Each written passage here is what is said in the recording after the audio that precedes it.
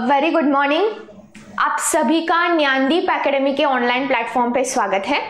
So in this case we are going to begin with the second lecture, that is our complete revision of 1 year Hindu newspaper, जहां पे हम GS के current को एक साल के पर्सपेक्टिव से कवर करेंगे फॉर योर प्रीलिम्स 2025। सो यहाँ पे कल हमने देखा, कल के सेशन में जिन्होंने कंडक्ट किया होगा, अटेंड किया होगा, we discussed the landmark judgments of Supreme Court in the year 2024 which were covered by the Hindu newspaper। तो आज के सेशन में जो कल के पेंडिंग गवर्नमेंट स्कीम्स थे जो हमने डिस्कस किए थे, सो दो schemes we will complete for the day and उसके बाद हम important appointments and important constitutional and statutory bodies of 2024 जो कि लाइमलाइट में थी या फिर जिनसे न्यूज आर्टिकल्स या फिर अमेंडमेंट से रिलेटेड थे, उनको कवर करने वाले हैं। So today's session will also comprise of polity articles, जहां पे हम शुरुआत करेंगे गवर्नमेंट स्कीम से, उनको कवर करेंगे एंड उसके बाद we will begin with the important appointments and the important bodies which were in the news in 2024। बराबर? So today let us begin with the first article for the day, that is the first government scheme, Ayushman Bharat प्रधानमंत्री जन आरोग्य योजना। जहां पे जैसे मैंने बोला Ayushman word जैसे आपको दिखेगा किसी स्कीम में, that means it is somewhere or other related to healthcare services, वो मेडिसिन या फिर हेल्थ केयर फैसिलिटीज से रिलेटेड है। तो यहाँ पे हम डिस्कस कर रहे हैं जन आरोग्य योजना। ऐसी ही सिमिलर साउंड करने वाली योजना आपको दिखाई पड़ेगी, that is under the title Ayushman Vay Vandana card. दोनों स्कीम्स अलग है but both are related to health care facilities और हेल्थ केयर इंश्योरेंस बेनिफिट्स। तो यहाँ पे जो पहला आर्टिकल है आयुष्मान भारत प्रधानमंत्री जन आरोग्य योजना, ओके, तो इसके अंदर ये क्या बेनिफिट मिलेगा? It provides a cover of 5 lakh पर फैमिली पर ईयर। किसके लिए? For secondary and tertiary care hospitalisation. Now यहाँ पे एक चीज काफी ज्यादा इंपॉर्टेंट है स्कीम से रिलेटेड, वो ये कि ये स्कीम एज न्यूट्रल है। बराबर? In this scheme which we are talking about it is gender neutral, age neutral as well. Age neutral मतलब यहाँ पे ऐसा नहीं है कि ये स्कीम या फिर ये बेनिफिट सिर्फ सीनियर सिटीजन के लिए एप्लीकेबल होगा। यहाँ पे बच्चे, एडल्ट मतलब सभी कैटेगरी एज ग्रुप के लोग एलिजिबल रहेंगे। बराबर? So it will cover a benefit insurance cover of ₹5 lakh पर family for secondary and tertiary hospitalisation. Second point, over 12 crore poor and vulnerable families will be covered under the scheme. मतलब ये ज्यादातर गरीब लोगों को उनके हेल्थ केयर फैसिलिटीज या फिर हेल्थ केयर ट्रीटमेंट को अफोर्डेबल बनाने के पर्सपेक्टिव से डिजाइन की गई है। It covers up to 3 days of pre-hospitalization and 15 days of post-hospitalization costing। मतलब जैसे कि डायग्नोस्टिक टेस्टिंग वगैरह हो गया, सो वो खर्चे भी स्कीम के अंडर कवर होंगे, plus along with the main treatment 15 days of post-hospitalization। मतलब 15 दिन तक जब आपकी ट्रीटमेंट खत्म होगी उसके बाद 15 दिन तक जो मेडिकल एक्सपेंसेस रहेंगे आपके, दैट इज चेकअप हो गया, फिर मेडिकल एक्सपेंसेस हो गए, आपके मेडिसिन हो गए, that cost will also be covered under the scheme. There is no restriction on the family size, age और gender। Age neutral है, gender neutral है, male female से यहाँ कोई फर्क नहीं पड़ता। Okay, so it is gender neutral, applicable for all the genders. It is age neutral and it is irrespective of the family size। मतलब फर्क नहीं पड़ता कि किसी फैमिली में सिर्फ 2 ही लोग हैं या किसी फैमिली में 8 से 10 लोग हैं। It will be applicable to all the families irrespective of their size, irrespective of their gender and irrespective of the age of that particular person। बराबर? So that is family size neutral, age neutral and gender neutral। The benefits of INR 5 lakh rupees are on family floated basis, which means that it can be used by one or all members of the family। मतलब मान के चलो कि कोई एक family है जिसमें एक छोटे बच्चे को भी बीमारी है और उसके दादा दादी को भी बीमारी है। सो under that 5 lakh insurance cover जो फैमिली को दिया जाएगा, उस 5 लाख में वो तीनों लोग उस फैमिली के बेनिफिट सीख कर सकते हैं। वहां पे कोई मतलब ऐसी कंडीशन नहीं है कि that 5 lakh rupees has to be utilised by one member of that family. तो वो 5 लाख का बेनिफिट जो फैमिली को मिलेगा उसके अंदर कितने भी लोग उस स्कीम का बेनिफिट उठा सकते हैं। However, based on learnings from the schemes, प्रधानमंत्री जन आरोग्य योजना has been designed in such a way that there is no cap on family size or age. Same thing is repeated again and again, that is family size पे कोई limitation या फिर इस scheme का family size से कोई लेना देना नहीं होगा। ना ये जो सेकेंड स्कीम है जो हमें डिस्कस करनी है, दैट इज वय वंदना कार्ड। अब ये एज स्पेसिफिक है, ये एज न्यूट्रल नहीं बोल सकते हम, बराबर। एज स्पेसिफिक कैसे? क्योंकि this scheme, this card will only be applicable for those senior citizens जिनकी उम्र 60 साल से ज्यादा है, whose age is above 70 years। तो ये एज न्यूट्रल हम नहीं बोल सकते क्योंकि यहाँ एज क्राइटेरिया हम स्पेसिफाई कर रहे हैं, बराबर। So it is nodal ministry कौन सी है स्कीम की? Ministry of health and family welfare. So it has been devised by ministry of health and family welfare. Aim of the scheme is to provide free universal health care access to senior citizens of the country, that is senior citizens यानी कि 70 years और above। Eligibility, who are eligible? All Indian citizens who are 70 years and above are eligible regardless of their income or financial status। जो previous scheme हमने देखी फिलहाल, that was related to poor and vulnerable families, मतलब वहां पे अमीर लोगों की बात हम नहीं कर रहे थे। But under Ayushman Vay Vandana card हमें सिर्फ उम्र से मतलब है, ना हमें जेंडर से मतलब है, यानी कि वो मेल है या फीमेल है, ना हमें उस फैमिली के इनकम या फिर फाइनेंशियल स्टेटस से लेना देना है। सो अंडरस्टैंड, यहाँ पे financial status will not be taken into consideration. Prelims आपको यहाँ फंसा सकती है, बराबर, यहाँ गुमराह आप हो सकते हो। So in this context you have to remember that Vay Vandana card, ये जो स्कीम लाई गई है for senior citizens, it is irrespective of the income status of that family. मतलब भले ही वो फैमिली रईस हो, फिर भी मतलब ये स्कीम या फिर ये कार्ड का बेनिफिट उस फैमिली के सीनियर सिटीजन्स अवेल कर सकते हैं, बराबर। Now coverage, it provides again 5 lakh annual health cover insurance healthcare scheme per family if shared within the family if multiple elderly individuals live in one family। मतलब ऐसा नहीं होगा कि अगर एक फैमिली में 2 सीनियर सिटीजन्स है जिनकी उम्र 70 ईयर से अबाव है तो 10 लाख उस फैमिली को मिलेंगे। इट विल नॉट बी सो। सो एक फैमिली के अंडर 5 लाख का बेनिफिट मिलेगा जो डिवाइड किया जा सकता है with in the Elder members of that family. Okay, so these 2 schemes, that is प्रधानमंत्री जन Arogya Yojana and Vay Vandana card, may sound similar but उनमें डिफरेंस है। जो पहली स्कीम थी आरोग्य से related, it was basically confined to poor and vulnerable sections of the society, poor people.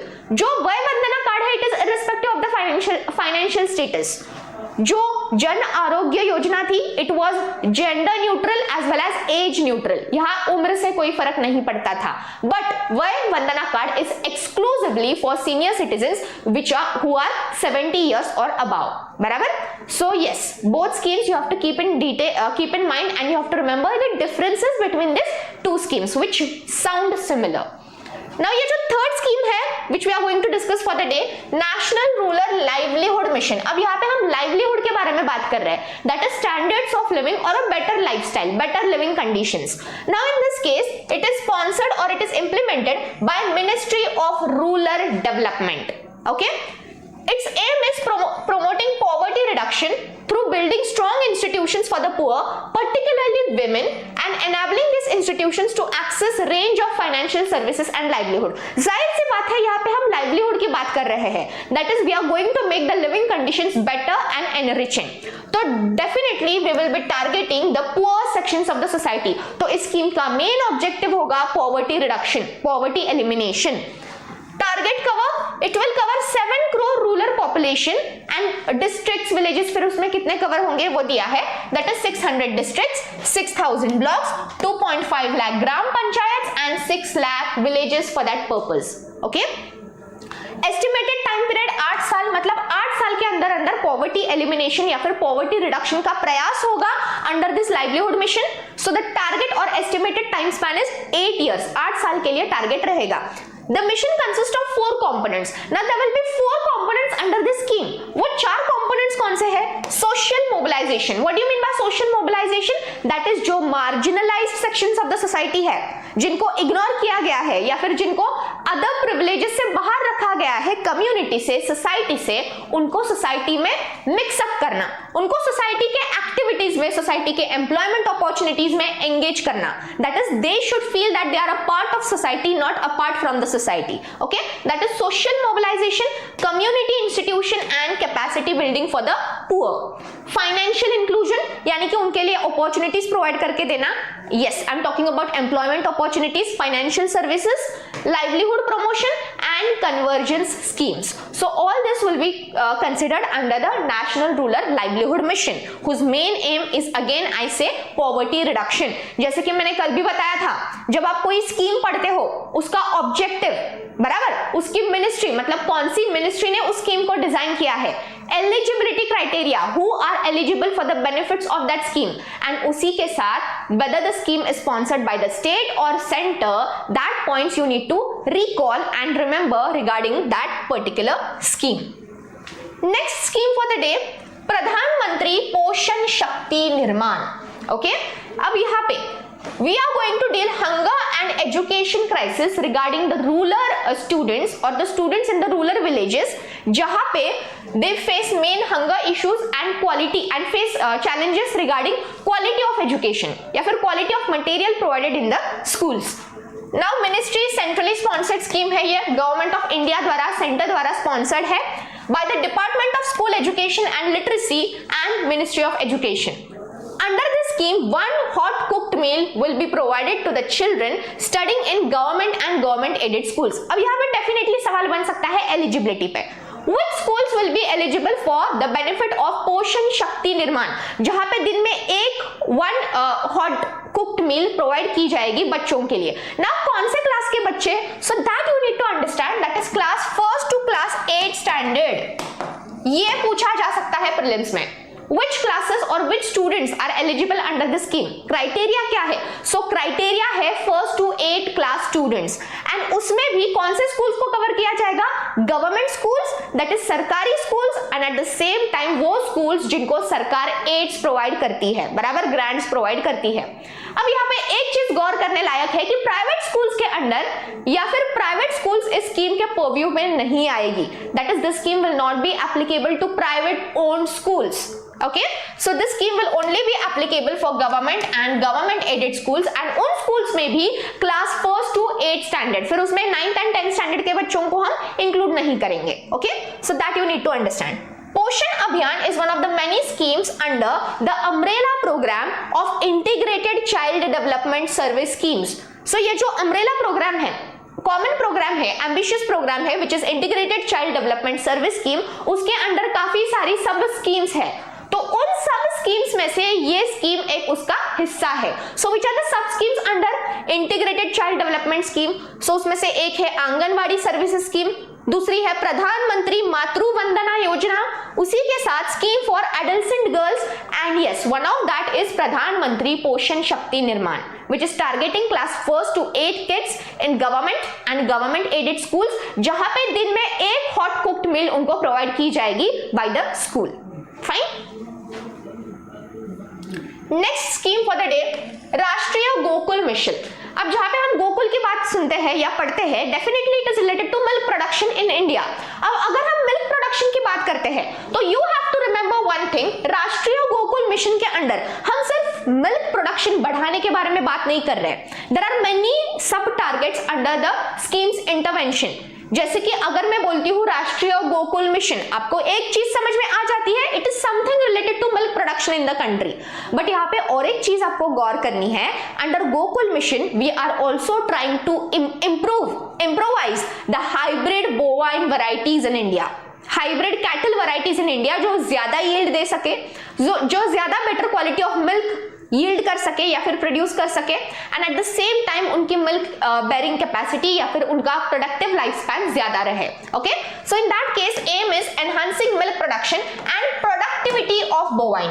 तो हम सिर्फ मिल्क प्रोडक्शन पे फोकस नहीं कर रहे, we are also enriching and developing the better varieties and yields of bovine, that is we are enhancing the productivity of bovine. Benefit women, the scheme will benefit women क्योंकि India में 70% women are engaged in livestock production. अगर हम livestock sector की बात करते हैं तो उसमें 70% महिलाएं एंगेज्ड है. Okay, 70% women are engaged in livestock occupations. So ultimately इस स्कीम का बेनिफिट विमेन एम्पावरमेंट के लिए ज्यादा से ज्यादा किया जा सकता है. It will also enhance women participation in regular agricultural and livestock activities. In this case, you have to remember that is women involvement, and it is part of Rashtriya Pashu Vikas Yojana, which is targeted from year 2021 to 26 for a time span of 6 years. तो ये जो scheme है राष्ट्रीय Gokul mission, it is part of Rashtriya Pashu Vikas Yojana, which was implemented in 2021 and जिसका target year था 2026. That is the next upcoming year. Okay, so these are the points which you need to remember for prelims. Now next scheme for the day, Jalvahak scheme. Jalvahak scheme जहां पे हम बात करते हैं, it is something related to waterways. ये तो आपको समझ में आ गया होगा. So initially this scheme will be extending till 3 years. उसके बाद इस स्कीम को री इंप्लीमेंट या फिर री इंट्रोड्यूस किया जाएगा with new and broader objectives. But initially जहां पे 2024 में जलवाहक स्कीम को इंट्रोड्यूस किया गया है, it will have a time span और it will have a time period of 3 years. The union government has launched the Jalwahak scheme किसके लिए? To promote long haul cargo transportation via inland waterways. तो India में जो inland waterways की capacity है वो बहुत ज्यादा अंडर यूटिलाइज्ड है. So we need to develop और we need to realize the potential of inland waterways, जिससे रोड पे जो ट्रैफिक कंजेशन हो रहा है या फिर रेलवेज में जो कंजेशन एंड एक्सीडेंट्स के चांसेस या फिर उसका प्रोपोर्शन बढ़ रहा है वो कंट्रोल करना आसान हो सकता है. So if we realize the potential of inland waterways, majority heavy transportation can be sponsored or can be done through inland waterways. तो उस पोटेंशियल को रियलाइज करने के लिए इस स्कीम को डिजाइन किया गया है. So nodal ministry is Ministry of Ports, Shipping and Waterways.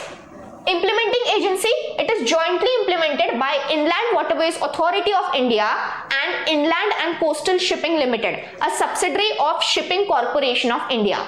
The aim of the scheme is to harness the trade potential, किसका trade potential? Of inland waterways. तो inland waterways का trade potential टेम्पर करने के लिए, realise करने के लिए, उसको ज्यादा से ज्यादा ऑप्टिमम यूटिलाइजेशन करने के लिए इस स्कीम को लाया गया है. While reducing the logistic costs and decongesting roads and railway networks. So ultimately, जब आप inland waterways से transportation and exchange बढ़ाओगे, ultimately congestion issues on the roads and railway tracks will reduce, and at the same time logistic costing with respect to road transportation will also be compromised and it will also be reduced, and वो बचा हुआ पैसा हम railway sector में transformation लाने के लिए use कर सकते हैं. Now मेन क्वेश्चन जो प्रीलिम्स डेफिनेटली पूछ सकती है, चांस है यहाँ पे, that is which national waterways are covered under this scheme. ये स्कीम सारे नेशनल वाटरवेज के लिए एप्लीकेबल नहीं होगी. Selective national waterways will be eligible और will be under purview of the scheme. तो वो नेशनल वाटरवेज कौन से है? So that is national waterway 1, that is with respect to river Ganga. National waterway 2, that is Brahmaputra.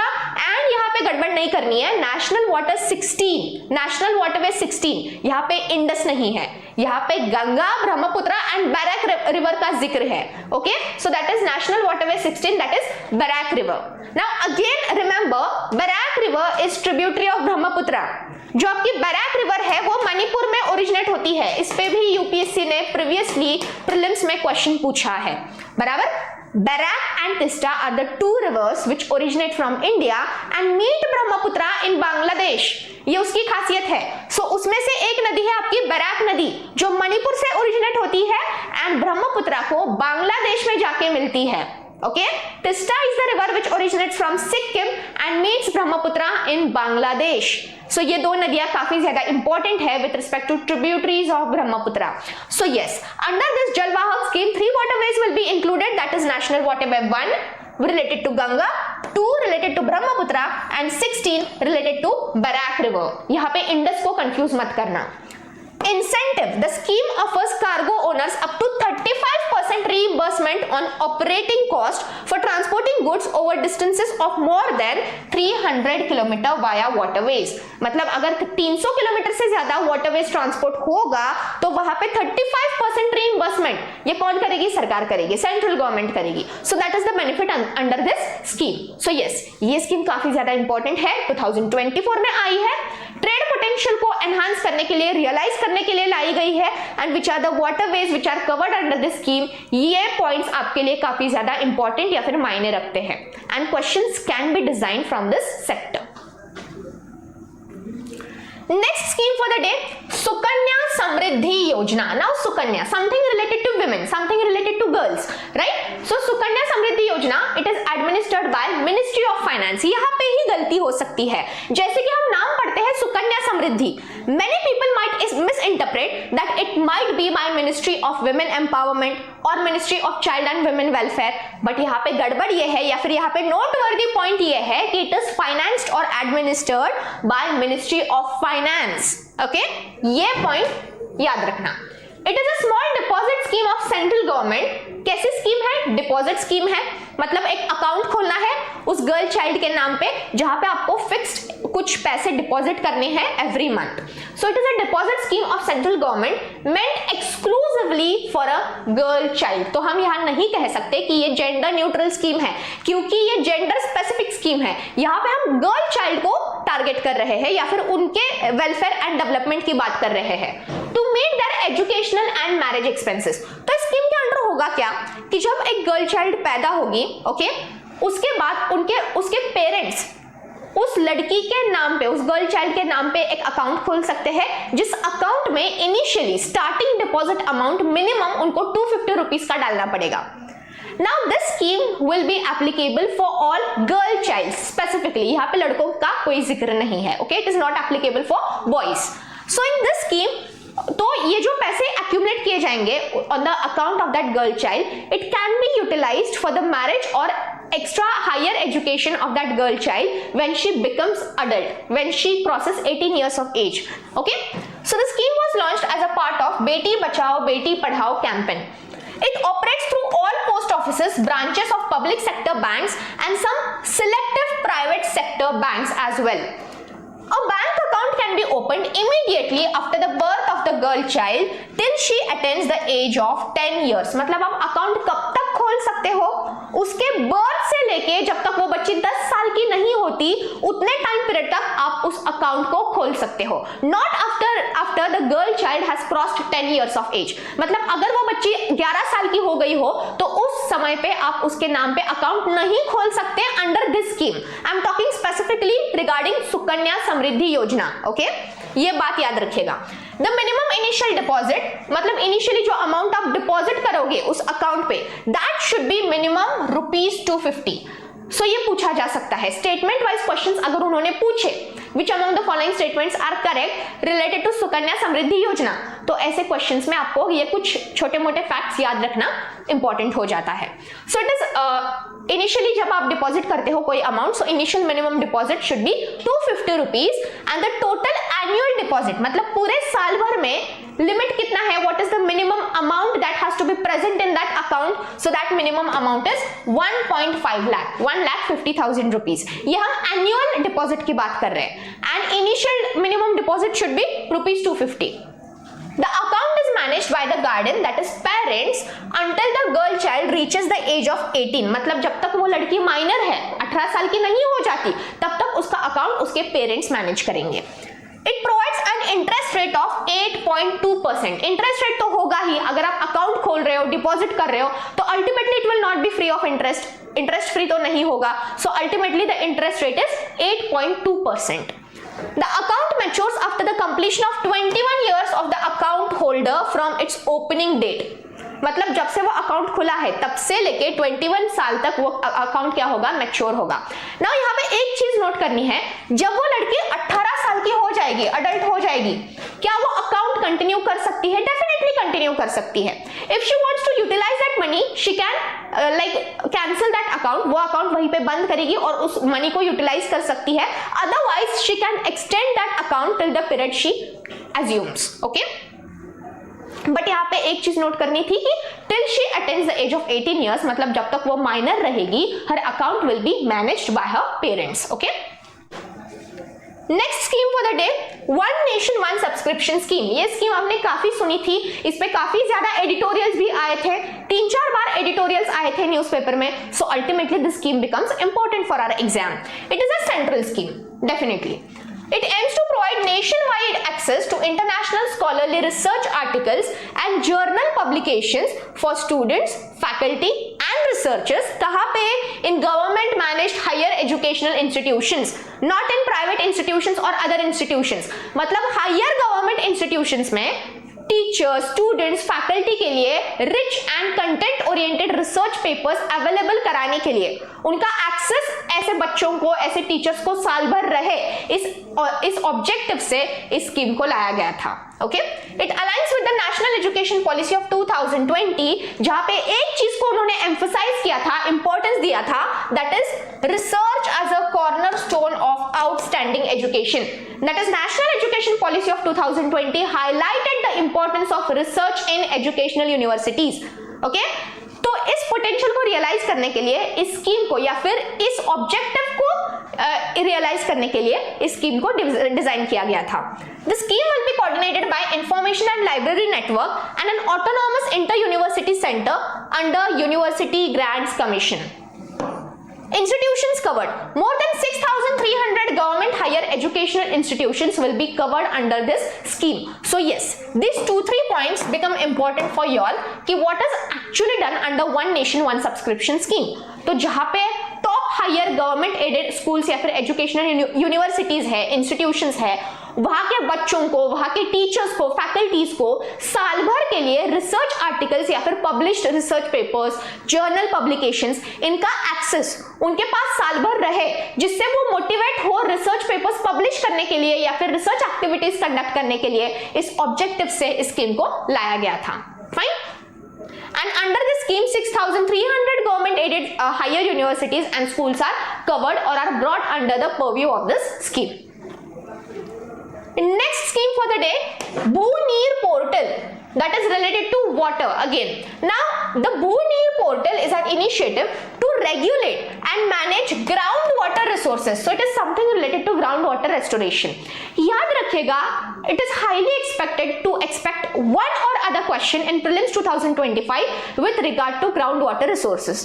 क्योंकि जब से 2024 शुरू हुआ है, right from January 2024, there were several articles regarding water crisis, rainwater harvesting, water management, groundwater tampering and enhancing the groundwater levels, managing aquifers with respect to groundwater resources. तो ये सारे articles काफी बार रिपीटेडली एवरी मंथ में 2024 में आए थे. So the measures or like the implementation schemes with regard to groundwater potential or management of groundwater resources, ये हमारे लिए काफी ज्यादा important हो जाता है. So in that regard, whatever schemes have been designed or propagated for groundwater management or for rainwater harvesting, वो सारी schemes हमारे लिए इस साल के prelims के लिए काफी ज्यादा important है, मायने रखती है. So BhuNeer portal, it is related to groundwater resources, management of groundwater resources, at least इतना याद रखो. Okay? It is developed by Central Groundwater Authority under Ministry of Jal Shakti in collaboration with National Informatics Center. Target: the primary goal of the portal is to enhance groundwater management and regulation across the country. मतलब पूरे देश में, पूरे भारत देश में ground water resources को preserve करना, उनको मैनेज करना, उनके लेवल्स को बढ़ाना, इसके लिए मेजर्स लिए जाएंगे under this BhuNeer portal. Fine. And it is sponsored by Central Groundwater Management Authority under Jal Shakti. Next scheme for the day, assistance to medical device clusters for common facilities, AMDCF scheme. Now under this scheme, जैसे देखो India की अगर हम बात करते हैं तो India is heavily dependent on import from various other countries with respect to medical devices and medical gadgets. तो उस कॉन्टेक्स्ट में इंडिया को आत्मनिर्भर बनाने के लिए, सेल्फ रिलायंट बनाने के लिए इस स्कीम को लाया गया है. Because India soon wants to become a Atmanirbhar Bharat देश. Okay, we want to make India a self reliant nation in every aspects, in every fields. तो उसमें से ही ये एक स्कीम है where we are trying to make India self reliant with respect to medical devices manufacturing. तो वही उसका एम है, वही उसका पर्पस है, promote self reliance in manufacturing of medical devices. Okay, for Himalayas अब यहाँ पे सब्सिडी दी जाएगी मेडिकल डिवाइसेस के मैन्युफैक्चरिंग के लिए, तभी तो उसका मैन्युफैक्चरिंग एंड इंडस्ट्रियलाइजेशन बढ़ेगा. So in that scheme the tenure और the time span is it will extend from 2024 to 2027, that is 2023-24 to 26-27, that is approximately for a time period of 3 years. Now assistance for the common facilities and centers will be 70% of the approved project cost और ₹20 crore whichever will be less. तो इतनी subsidy या फिर इतना incentive, इतना investment दिया जाएगा by the central government. किसके लिए? To boost and enhance manufacturing of medical devices in India. For Himalayan and Northeast region ये जो इंसेंटिव है ये बदल जाता है, कितना हो जाता है? 90% ऑफ द प्रोजेक्ट कॉस्ट. तो जहां पे हम नॉर्थ ईस्ट स्टेट्स की बात करते हैं, नॉर्दर्न स्टेट्स की बात करते हैं, जैसे कि हिमालय हो गया, उत्तराखंड हो गया, वहां पे 90% of the project cost will be borne entirely by the government, entirely by the centre. Okay, next scheme, उड़े देश का आम नागरिक उड़ान स्कीम. नाउ इस उड़ान स्कीम के बारे में हमने जनवरी 2025 में ही डिस्कशन किया था. उसमें एक एडिटोरियल भी आया था हिंदू न्यूज़पेपर में व्हिच टॉक्ड अबाउट उड़ान स्कीम. यहाँ पे उड़ान स्कीम का मेन ऑब्जेक्टिव क्या था? जो एयर ट्रांसपोर्टेशन फैसिलिटीज है उसको आम जनता के लिए, that is middle class and lower income groups के लिए अफोर्डेबल बनाना. यानी कि हर एक आम इंसान, ओके, मिडिल क्लास इंसान एयर ट्रांसपोर्ट अवेल करने की या फिर उसको यूटिलाइज करने की सोच सकता है. So that was mainly to make air transport affordable. Now it was launched under national aviation policy of 2016, national civil aviation policy of 2016. Recently जो जनवरी मंथ में हमने आर्टिकल पढ़ा था रिगार्डिंग उड़ान, उसमें न्यूज आर्टिकल क्या थी, what was the main ambit of the scheme. तो वहां पे इस स्कीम का जिक्र था. उन्होंने ये कहा था कि under Udan scheme we want to connect 200 new destinations via air facilities. 200 नई जगहों को हमें एयर ट्रांसपोर्टेशन के साथ जोड़ना है, कनेक्ट करना है. That was the news for the day. Okay, so in this scheme the purpose is to enable air operations on underserved or unserved routes, promote balanced regional growth and make flying affordable for masses. Type, it is a central scheme. Support to airlines in the form of concessions and viability gap funding.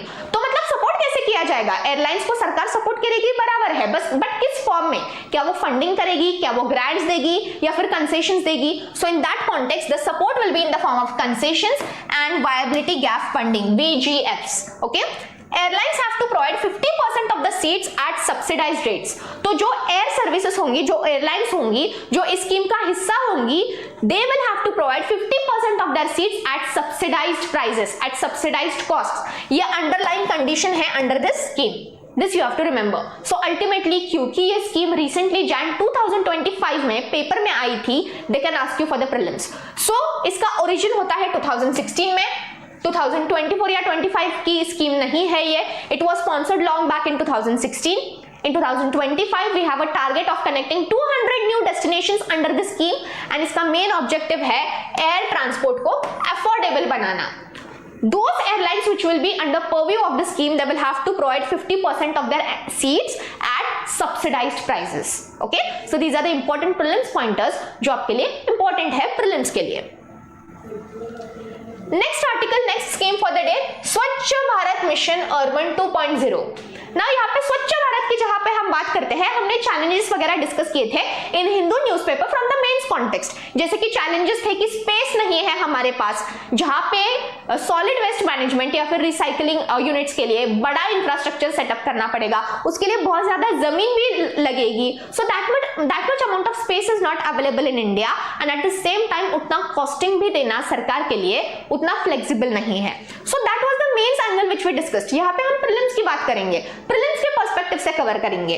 तो यहाँ भी याद रखिएगा, ministry of home and urban affairs in collaboration with ministry of environment, forest and climate change launched mega campaign that is Meri life Mera Swachh Shahar under aegis of SBMU, that is Swachh Bharat mission 2.0. Purpose creating garbage free cities. तो हमारा main motive क्या है scheme के under? हमें garbage free cities create करनी है जहां पे open dumping of garbage roads या फिर एरियाज में ना हो. टाइप सेंट्रल स्कीम है ये. टारगेट ईयर टिल 2026 ये पूछा जा सकता है प्रीलिम्स में. इस स्कीम का टारगेट ईयर क्या है? इस मिशन का टारगेट ईयर क्या है? स्वच्छ भारत मिशन 2.0 का टारगेट ईयर पूछा जा सकता है आपके प्रीलिम्स में. सो याद रखिएगा, इट इज 2026. इस पे हम क्वेश्चन एक्सपेक्ट कर सकते हैं.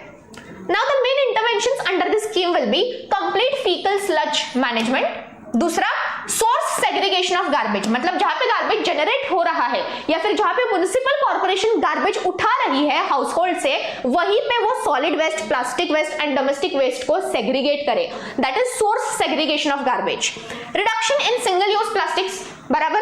Eight the same time reduction in air pollution by effectively managing waste from construction and demolition activities, जो कि ज्यादा सुर्खियों में था दिल्ली में in past few months. And at the same time bioremediation of all legally dump sites, bio मतलब जहां जहां पे डंपिंग ग्राउंड्स है लीगल, वहां पे लीगल तरीके से क्या होना चाहिए, बायोरेमिडिएशन कंडक्ट करना चाहिए पीरियोडिकली। ऐसा नहीं कि साल में एक बार बायोरेमिडिएशन कर दिया और छोड़ दिया, periodically at specified intervals bioremediation should be conducted at all dumping sites in a legal specified procedure. So ये स्कीम्स इस परव्यू या फिर स्कीम के अंडर कंडक्ट की जाएगी या फिर इन चीजों का खास ध्यान रखा जाएगा। And the target year to achieve same is 2026, that is the next upcoming year. Next scheme under the discussion for today's highlight is Atal Bhujal Yojana. Again something related to water management, water conservation. तो यहाँ पे हम अटल भूजल योजना में किस context में discussion करेंगे? National Level Steering Committee has decided that Atal Bhujal Yojana should be taken up for continuation for another 2 years beyond 2025. मतलब इसका टाइम स्पैन उन्होंने 2 साल से बढ़ाया है। कब तक? टिल 2027। जहां पे देखिएगा जो स्कीम्स है जिनका टाइम स्पैन बढ़ाया जाता है, एक्सटेंड किया जाता है फॉर 2 years और 5 years, वो स्कीम्स ज्यादातर पूछी जाती है प्रीलिम्स में and those which are already covered in newspapers. तो यहाँ पे अटल भूजल योजना को एक्सटेंड किया गया है additionally for a time span of 2 years till 2027। Purpose is to improve ground water management. फिर से एक आर्टिकल जो ग्राउंड वाटर मैनेजमेंट की बात कर रहा है, यू कैन सी इट। पहले हमने देखा भूनीर portal which was talking about ground water conservation measures, and यहाँ पे फिर से हम अटल भूजल योजना के बारे में बात कर रहे हैं which is again stressing on the conservation of ground water resources. Okay, that makes this article very important. Central scheme है ये, funding 50% through the World Bank loan and remaining through the budgetary support, मतलब 50% financial support आएगा loan से। कहाँ से लेंगे वो loan हम? वर्ल्ड बैंक से। Women empowerment, mandatory participation of women under Ministry of जल शक्ति। तो women empowerment को ध्यान में रखते हुए इस स्कीम के अंडर, इसके मैनेजिंग प्रोटोकॉल्स के अंडर women participation को कंपलसरी किया गया है। That will enhance women participation at higher hierarchical levels in the political and policy framework bodies. Groundwater management through community participation in identified priority areas in 7 states will be conducted. तो जहां पे 7 states है India में जहां पे ground water reserves अच्छे खासे हैं और उनको प्रिजर्व एंड स्टोर किया जा सकता है या फिर उनको ऑप्टिमम यूटिलाइजेशन उसका किया जा सकता है, ऐसे 7 स्टेट्स को रियलाइज किया गया है अंडर अटल भूजल योजना। नाउ दो states you have to remember, Rajasthan, Haryana, Uttar Pradesh, Gujarat, Madhya Pradesh, Maharashtra and Karnataka. So which are the 7 states या फिर which among the following is not a state included under Atal Bhujal Yojana? ऐसा सवाल डेफिनेटली आपके प्रीलिम्स में हम एक्सपेक्ट कर सकते हैं। So first you need to know कि वो 7 स्टेट्स कौन से हैं जहां पे ये अटल भूजल योजना एप्लीकेबल होगी। सो दो 7 states will be Haryana, Rajasthan, Uttar Pradesh, Gujarat, Madhya Pradesh, Maharashtra and Karnataka. In states को आपको याद रखना है रिगार्डिंग अटल भूजल योजना। एंड उन 7 स्टेट्स में क्या किया जाएगा? Ground water management through community participation enhance किया जाएगा in identified priority areas with regard to these 7 states of India. That's it. So these articles or these schemes you have to remember for your prelims 2025. अब यहाँ पे हम schemes को खत्म करते हैं, सारी political schemes, okay, government aided schemes, central हो या गवर्नमेंट स्कीम्स जो 2024 के आपके हिंदू की हाईलाइट थी, बराबर, हिंदू न्यूज़पेपर ने कवर की थी, उन सारे स्कीम्स को हमने 1 by 1 कवर किया है, बराबर। So all schemes have been completed which were covered in 2024 in the Hindu newspaper from your prelims perspective. अब आगे से, यहां से आगे we are going to start with the important articles of 2024 regarding some important appointments and bodies of the constitution, bodies of our government of India. So just give me a minute.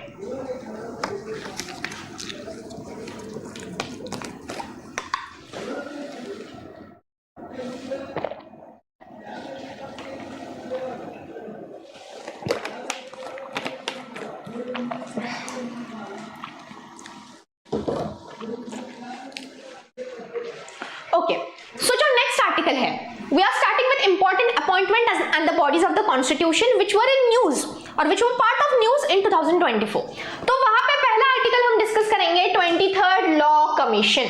जहां पे आपने ये नाम सुना law commission, वहां पे ये register कीजिएगा कि ये स्टैट्यूटरी बॉडी है.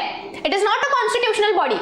तो law commission is a statutory body which is formed by a central law.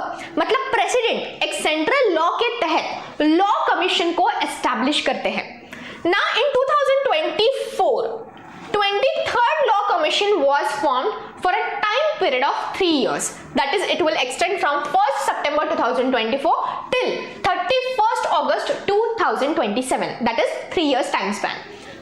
So nature non statutory non constitutional बराबर. स्टैट्यूटरी है मतलब क्या, मेरा कहने का मतलब ये था कि वो सेंट्रल लॉ के तहत बनाया जाता है, फॉर्म किया जाता है for an estimated time period. But वहां पे कोई आर्टिकल नहीं है या किसी आर्टिकल के बेसिस पे या अमेंडमेंट के बेसिस पे हम इस बॉडी को फॉर्म नहीं करते. सो अगर हम क्वेश्चंस में पढ़े कि whether law commission is a statutory body और कॉन्स्टिट्यूशनल बॉडी, तो वहां पे हमारा जवाब क्या होगा? वहां पे हमारा जवाब होगा it is a non statutory और it is a non constitutional body. But provision statutory है. दोनों चीजों में डिफरेंस है, समझिएगा. टाइम पीरियड इज 3 years फ्रॉम 1st September 2024 till 31st August 2027. Constituted by president of India. तो ये बॉडी फॉर्म कौन करता है? Who forms the law commission? President of your India, not finance minister. यहाँ पे बहुत बच्चे गड़बड़ करते हैं टेस्ट में. When question arises, law commission was formed by, and याद रखिएगा लॉ कमीशन पे 2021 में यूपीएससी प्रीलिम्स में क्वेश्चन पूछा था. पहला लॉ कमीशन कब बना था? उस एंगल पे या उस कॉन्टेक्स्ट पे सवाल आया था 2021 में. First law commission was formed in the British era, in the pre-constitutional era, in the year 1834 under Lord Macaulay. बराबर. तो इस रेफरेंस को लेके उन्होंने 2021 यूपीएससी प्रीलिम्स में क्वेश्चन डिजाइन किया था. सो डेफिनेटली अगर 23rd लॉ कमीशन अभी इस साल बना है, the previous year I mean 2024 में, तो उस पे क्वेश्चन एक्सपेक्ट करना ऑब्वियस है, right. So nature non statutory non constitutional, time span 3 years, constituted by President of India. Now the recommendations of the commission are again not binding on the government. Recommendatory body है ये, but again the recommendations are not compulsory or are not binding on the government. Government can follow those recommendations or deny them. Now law commission works as an advisory body to the Ministry of Law and Justice. जो law and justice की ministry है उनको कौन से amendments करने चाहिए, कौन से नए insights को उनको incorporate करने की जरूरत है, कौन से fields में उन्हें changes लाने की जरूरत है, इस fields में इस context में सलाह देने का काम आपका law commission करेगा. So law commission advisory body है. किसके लिए advisory body है? To the Ministry of Law and Justice. ये चीज याद रखिएगा. चेयरमैन कौन होता है लॉ कमीशन का? ये प्रीलिम्स आपको पूछ सकती है. सो रिमेंबर रिटायर्ड जजेस ऑफ सुप्रीम कोर्ट और high court can be chairman of law commission of India. So any retired judge of Supreme Court or High Court can be constituted, can be kept to the position of chairman of law commission. Composition पे सवाल आ सकता है, very important angle जो पूछ सकती है आपकी prelims. तो अगर हम लॉ कमीशन की बात करें, जैसे कि यूनियन पब्लिक सर्विस कमीशन हो गया, लॉ कमीशन हो गया, इलेक्शन कमीशन ऑफ इंडिया हो गया, इन सारे कमीशंस के कॉम्पोजिशन को आपको ठीक से करना है प्रीलिम्स के लिए. कितने मेंबर बॉडी होगी, मल्टी मेंबर है या सिंगल मेंबर है, कितने मेंबर्स होंगे, चेयरमैन को छोड़ के कितने फुल टाइम कितने पार्ट टाइम मेंबर्स होंगे, तो ये सारी चीजें आपको नोट करनी है. सो अगर हम कॉम्पोजिशन की बात करते हैं यहाँ पे, तो कॉम्पोजिशन में एक चेयरमैन होगा जैसे हमने डिस्कस किया, एंड वो चेयरमैन कौन हो सकता है? रिटायर्ड जजेस ऑफ सुप्रीम कोर्ट और high court. 4 full time members होंगे, लेस देन 5 नॉन परमानेंट या फिर टेम्पररी मेंबर्स होंगे. ये कॉम्पोजिशन आपको रजिस्टर करना है, फिट करना है आपके दिमाग में, इंपॉर्टेंट फॉर योर प्रीलिम्स. तो अगर हम लॉ कमीशन के कॉम्पोजिशन की बात करते हैं, एक चेयरमैन है, 4 फुल टाइम मेंबर्स हैं एंड 5 नॉन परमानेंट मेंबर्स होते हैं. And these members or this composition will consist or contain for a period of 3 years from 1st September 2024 till 31st of August 2027. That's it. इतने points आप याद रखो, prelims आपकी हो जाएगी. Okay, so that was regarding the 23rd Law Commission, which is a advisory body constituted by President of India. The second article या फिर second body you कहो जो न्यूज आर्टिकल में थी 2024 में, that was right to information, the provision of right to information. तो right to information ये जब से implement हुआ था उसको 20 साल कंप्लीट हुए. सो 2024 में मार्क हुई थी 20th anniversary of right to information. अब अगर राइट टू इंफॉर्मेशन पे यूपीएससी ने प्रीलिम्स पूछना चाहा, ज्यादा टेक्निकल डिटेल्स में डेफिनेटली यूपीएससी नहीं जाएगी, unnecessary details, but yes logical and evidence based questions definitely पूछे जा सकते हैं। जैसे कि राइट टू इंफॉर्मेशन किसके लिए एक्सटेंड होगा, किसके लिए एक्सटेंड नहीं होगा, it will be applicable to whom, it will not be applicable to which bodies? This is an anticipated question. अब यहाँ पे right to information की जब हम बात करते हैं, it will be applicable to all bodies which are constituted under constitution or under any law, that is all statutory bodies. जो statutory bodies होगी, जो constitutional bodies होंगी, जो constitution के तहत establish की जाएगी, उन सभी bodies के लिए right to information applicable होगा, okay? और under any government notification or all bodies including NGOs which are owned, controlled or substantially financed by the government of India. तो जो NGOs ओन किए जाते हैं, कंट्रोल और फाइनेंस किए जाते हैं गवर्नमेंट ऑफ इंडिया के तहत, वो सारी बॉडीज भी इंक्लूड होगी या आरटीआई के परव्यू में आएगी। Then all private bodies which are owned, controlled or substantially financed by the government of India directly or indirectly. तो जो private bodies है but जिनको funding आ रहा है directly या indirectly by the government, they will also come under the purview of right to information. Non-governmental organizations which are financed and controlled by government. तो indirectly हम ये बोल सकते हैं कि government या constitutional bodies, non governmental organisations या फिर प्राइवेट बॉडीज जिनको फाइनेंस या फिर कोई किसी तरह की मदद आ रही है from the government of India. So all these bodies which are receiving aids or incentives or help, financial support from the government of India will be included under the purview of RTI. So these will be included. अब यहाँ पे दूसरा सवाल ये बनता है कि किन लोगों को या फिर किन बॉडीज को हम राइट टू इंफॉर्मेशन के अंडर इंक्लूड नहीं कर सकते. So under that defence, national security, personal details will not come under purview of right to information. ये बात याद रखिएगा. At the same time political party, ये चीज इंटरेस्टिंग है. यहाँ पे क्वेश्चन बन सकता है, क्या आप पॉलिटिकल पार्टीज को राइट टू इंफॉर्मेशन के अंडर ला सकते हो? जैसे कि 2024 में इलेक्शंस हुए, बराबर, पार्लियामेंट के इलेक्शंस हुए, लोकसभा राज्यसभा के इलेक्शंस हुए. सो क्या आप ये कह सकते हो कि किसी पॉलिटिकल पार्टी को राइट टू इंफॉर्मेशन आप इंपोज कर सकते हो या वो अथॉरिटी आपके पास है? मान के चलो अगर ऐसा हो जाता है, so ultimately it will create havoc in the election system. मतलब हर पॉलिटिकल पार्टी को उनको खुद को एक्सपोज करना पड़ेगा, उनको हर किसी को आंसरेबल होना पड़ेगा, and that is not practically feasible and possible. That is why political parties are kept away from the purview of right to information. कुछ चीजें पॉलिटिकल पार्टीज में कॉन्फिडेंशियल रखना उस पॉलिटिकल पार्टी के क्रेडिबिलिटी के लिए भी जरूरी होता है. So ultimately political parties, remember, do not come under purview of right to information. So political parties and independent body. क्या है वो? इंडिपेंडेंट बॉडी है. So they are not accountable to the people, that is they are not answerable to the people. आप ये नहीं बोल सकते कि राइट टू इंफॉर्मेशन के जरिए मुझे इस पॉलिटिकल पार्टी की ये डिटेल्स चाहिए या फिर ये जानकारी चाहिए. दैट इज नॉट एप्लीकेबल या फिर वो प्रोविजन वैलिड नहीं है, it is invalid. So political parties do not come under purview of right to information, इतना याद रखिएगा. नाउ अंडर दिस एक इंपॉर्टेंट अमेंडमेंट है, बिल के बारे में हमें डिस्कशन करना जरूरी है. That is amendment bill of 2019 जो कि इंट्रोड्यूस किया गया था with regard to certain amendments, certain changes in right to information act.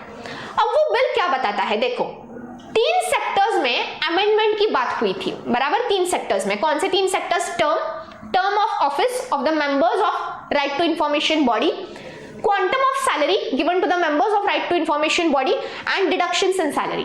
तो इन 3 कॉन्टेक्स्ट में अमेंडमेंट्स की बात हुई थी इन द अमेंडमेंट बिल ऑफ 2019. तो यस, अगर 20 साल कंप्लीट हुए हैं राइट टू इंफॉर्मेशन को, तो उससे रिलेटेड किसी भी एंगल पे सवाल पूछा जा सकता है. It is expected. सो यहाँ पे टर्म ऑफ ऑफिस पे क्या मतलब इंप्लीमेंटेशन की बात हुई थी. So ideally how is the term of members और chairman of right to information regulated? So ideally chief information commissioner and information commissioners will have a tenure of 5 years. And the respected amendment which was proposed to be brought was, Center will notify the tenure of all information commissioners at the state and central level. मतलब amendment के तहत हमें ये introduce करना था या फिर ये चेंज करना था कि सेंटर नोटिफाई करेगी कि बाबा इन इंफॉर्मेशन कमिश्नर्स का टाइम पीरियड या फिर स्टिपुलेटेड टाइम इंटरवल कितना होगा। ये अथॉरिटी किसके पास होनी चाहिए? सेंटर के पास होनी चाहिए। Fine. Then quantum of salary. Chief Information Commissioner pay equivalent to Chief Election Commissioners, Central ICs and State CICs to Election Commissioners and State ICs to Chief Secretary. तो इसमें चेंज क्या करना था हमें? Salaries and allowances of these officers will be determined by the central government. मतलब एक statutory provision के तहत सेंट्रल गवर्नमेंट एक लॉ बनाएगी जिसके तहत डिसाइड होगा कि इन इंफॉर्मेशन कमिश्नर्स की सैलरी कितनी होगी। ओके एंड तीसरा कॉन्टेक्स्ट था deduction in salaries. If such officials are receiving pension or other retirement benefits, their salaries will be reduced by the amount equal to the pension. इसमें amendment करने की क्या बात थी? These provisions have been removed by the amendment of 2019. Okay? So these were the prime changes which were brought about by the amendment bill of 2019 regarding right to information. ये point आप याद रखिएगा for your prelims. Next important article of the day, जब पूजा खेड़कर की case चर्चा में थी last year 2024 में, उसी ग्राउंड्स पे या फिर उसी टाइम इंटरवल के वक्त एक इंपॉर्टेंट न्यूज आई थी जिसने मतलब काफी ज्यादा डिस्कशन, क्रिटिसिज्म एंड कंट्रोवर्सीज छेड़ी थी। That was resignation of the chairman of union public service commission, UPSC. Yes, जब वो केस, वो करप्शन की या फिर वो फ्रॉड की केस सामने आई थी, at the same grounds or in the same time interval we saw the resignation of the chairman of Union Public Service Commission or the UPSC body. Now अगर हम प्रीलिम्स के कॉन्टेक्स्ट से कुछ angles discuss करें with regard to nature of union public service commission, तो UPSC जो है definitely वो एक कॉन्स्टिट्यूशनल बॉडी है। हम आर्टिकल्स पढ़ते हैं हमारे कॉन्स्टिट्यूशन में with regard to the formation, composition and functions and reports of union public service commission. तो ultimately it is a constitutional body. Tenure कितना होता है? 6 और 65 इयर्स होता है। ओके, 6 इयर्स और 65। रीअपॉइंटमेंट होती है क्या? Are the members of union public service commission reappointed? Never. So ये पॉइंट याद रखिएगा, यहाँ पे बहुत बच्चे गड़बड़ कर सकते हैं। That is reappointment to the members of Union Public Service Commission is not possible. Members of UPSC are not reappointed. Okay? Appointment कौन करता है? President of India. In case of State Public Service Commission, appointment will be done by the Governor of the state. In case of Union Public Service Commission, appointment will be done by the President of India. Removal के लिए एक impeachment जैसी process होती है, बराबर, जिसमें committee बिठाई जाएगी सुप्रीम कोर्ट की, इम्पीचमेंट जैसी प्रोसेस होगी एंड फिर उस यूपीएससी के मेंबर को रिमूव किया जा सकता है। Okay, nature constitutional body, resignation again to the president of India. जो बॉडी ज्यादातर केसेस में याद रखेगा, एक ट्रिक बताती हूं, जो मेंबर अपॉइंट करेगा उसी मेंबर को रेजिग्नेशन हैंडओवर किया जा सकता है in majority of the cases. एक हाथ तो एक्सेप्शन है पॉलिटी में, but in majority cases the member who will appoint that respective person और मेंबर, उसी मेंबर को या फिर उसी पर्सन को रेजिग्नेशन सौंपा जा सकता है, रेजिग्नेशन हैंडओवर किया जा सकता है। ये लॉजिक याद रखो। सो अपॉइंट अगर प्रेसिडेंट कर रहे हैं तो रेजिग्नेशन भी हैंडओवर करना पड़ेगा to the president of India. ये पॉइंट क्लियर रखिएगा। Fine. Now coming to the news of 2024, तो उनकी जगह पे retired IAS officer Preeti Sudan took the post और took the charge of the chairman of Union Public Service Commission. ये नाम आपको याद रखना है। This can be asked in your prelims. So यहाँ पे जिनका रेजिग्नेशन हुआ था उनकी जगह पे was the new elected chairperson और chairman of UPSC Preeti Sudan, who was appointed as the chairperson of UPSC after Manoj Soni resigned. She previously held the position of Union Food Secretary. पूछा जा सकता है कि प्रीति Sudan who has recently been appointed as the chairman of UPSC, वो पहले किस post पे थी? So she served at the position of Union Food Secretary of India. Sudan is the second woman to lead the Union Public Service Commission following or after R.M. Bathiv, who served as chairperson in 1996. मतलब 1996 के बाद पहली बार ऐसा हुआ है 2024 में कि किसी विमेन को, किसी लेडी को चेयरमैन ऑफ यूपीएससी का दर्जा दिया गया है। That makes this article important for your prelims. Women representation in politics, women representation in bureaucracy, बराबर। इसके बारे में काफी ज्यादा एडिटोरियल्स हमने डिस्कस किए थे previous year. Feminism, women representation, increased women participation in politics, ये सारे आर्टिकल्स हमने कवर किए थे एंड उस कॉन्टेक्स्ट में ये आर्टिकल इंपॉर्टेंट बन जाता है प्रीलिम्स के लिए. सो याद रखिएगा Preeti Sudan, the important factuals regarding the UPSC body, and she is the second women to lead the chairman or to lead as a chairman of UPSC after R.M. Bathif, who served as the chairman in 1996. मतलब 1996 के बाद पहली बार ऐसा मौका आया है जहां पे एक महिला यूनियन पब्लिक सर्विस कमीशन को चेयर कर रही है. Okay, next article, inquiry wing under section 11 of Lokpal and Lokayukta act of 2013.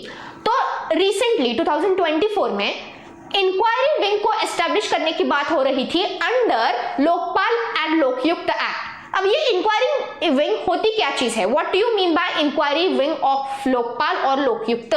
So the provision for establishing inquiry wing is entailed in section 11 of the Lokpal and Lokyukt Act of 2013. पूछा जा सकता है section 11. This wing is responsible for conducting preliminary inquiries into offences under Prevention of Corruption Act of 1988 allegedly committed by specified public servants. तो जहां पे corruption के वगैरह cases होते हैं with regard to certain bureaucrats और पब्लिक सर्वेंट्स, उनसे related preliminary inquiry conduct करना, इंक्वायरी बिठाना, ये काम सौंपा जाता है टू द इंक्वायरी विंग. नाम में ही है inquiry. Composition, what is the composition of inquiry committee, inquiry wing, पूछा जा सकता है. Ultimately important point, director of inquiry under the Lokpal chairperson.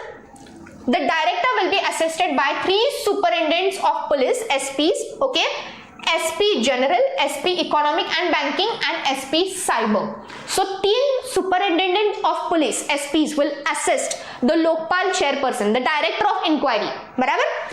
Each SP will be further assisted by inquiry officers and other staff. मतलब अगर आपने ये chronology या फिर ये hierarchy देखी, so there will be director of inquiry, जिनको असिस्ट करेंगे एसपीज, एंड इन एसपीज को असिस्ट करने के लिए फिर से assisted by inquiry officers and other staff members. So हर एक किसी ना किसी को असिस्ट कर रहा है. डायरेक्टर ऑफ इंक्वायरी चेयरमैन होगा, उनको असिस्ट करने के लिए 3 सुपरिंटेंडेंट्स ऑफ पुलिस, एसपीज होंगे, और उन तीनों को असिस्ट करने के लिए इंक्वायरी ऑफिसर्स को अपॉइंट किया जाएगा into the composition of inquiry wing under section 11 of Lokpal and Lokayukta act. Question कहां बन सकता है? सेक्शन 11 में ये प्रोविजन है, ये पूछा जा सकता है आपको. कॉम्पोजिशन पे सवाल बन सकता है, उनके मेन फंक्शन पे सवाल बन सकता है. बराबर? नाउ यहाँ पे और एक चीज इंपॉर्टेंट है प्रीलिम्स के एंगल से, दैट इज जो रिपोर्ट वो सबमिट करेंगे to the to the Lokpal and Lokayukta regarding the corruption, regarding the inquiries, वो रिपोर्ट उनको एस्टिमेटेड टाइम पीरियड में सबमिट करना है. कितना estimated time period? 60 days. So they have to submit the estimated report to the respective Lokpal or Lokyukta within a stipulated time period of 60 days. 60 days पे सवाल बन सकता है. So they have 60 days to frame the report and submit the report to the estimated authorities. ये point आपको prelims में definitely important है. यहाँ पे सेक्शन 11, कॉम्पोजिशन एंड 60 डेज में रिपोर्ट सबमिट करना, ये चीजें आप नोट कीजिएगा. Next article, new CAG has been appointed and उनका नाम क्या है? Shri Sanjay Murthy. So Sanjay Murthy has been appointed as the new controller and audit general of India. Okay, so यहाँ पे अगर हम कैग के बारे में थोड़ा पढ़े, कैग इस बॉडी के बारे में पढ़े, तो उसके अंडर हम कौन सी चीजें देखते हैं? Appointment again bye the president of India. आपके जो प्रेसिडेंट होते हैं वो आपके कैग को अपॉइंट करते हैं. ओथ कौन प्रिस्क्राइब करता है उनको? Oath is again prescribed by the president of India. Then tenure कितना होता है? 6 और 65 years. ओके, 6 और till the age of 65. Qualification not specified in the constitution. ये चीज काफी ज्यादा इंपॉर्टेंट है जहां पे बच्चे मार खाते हैं. Now qualification with respect to CAG, which person will be eligible to the office of CAG.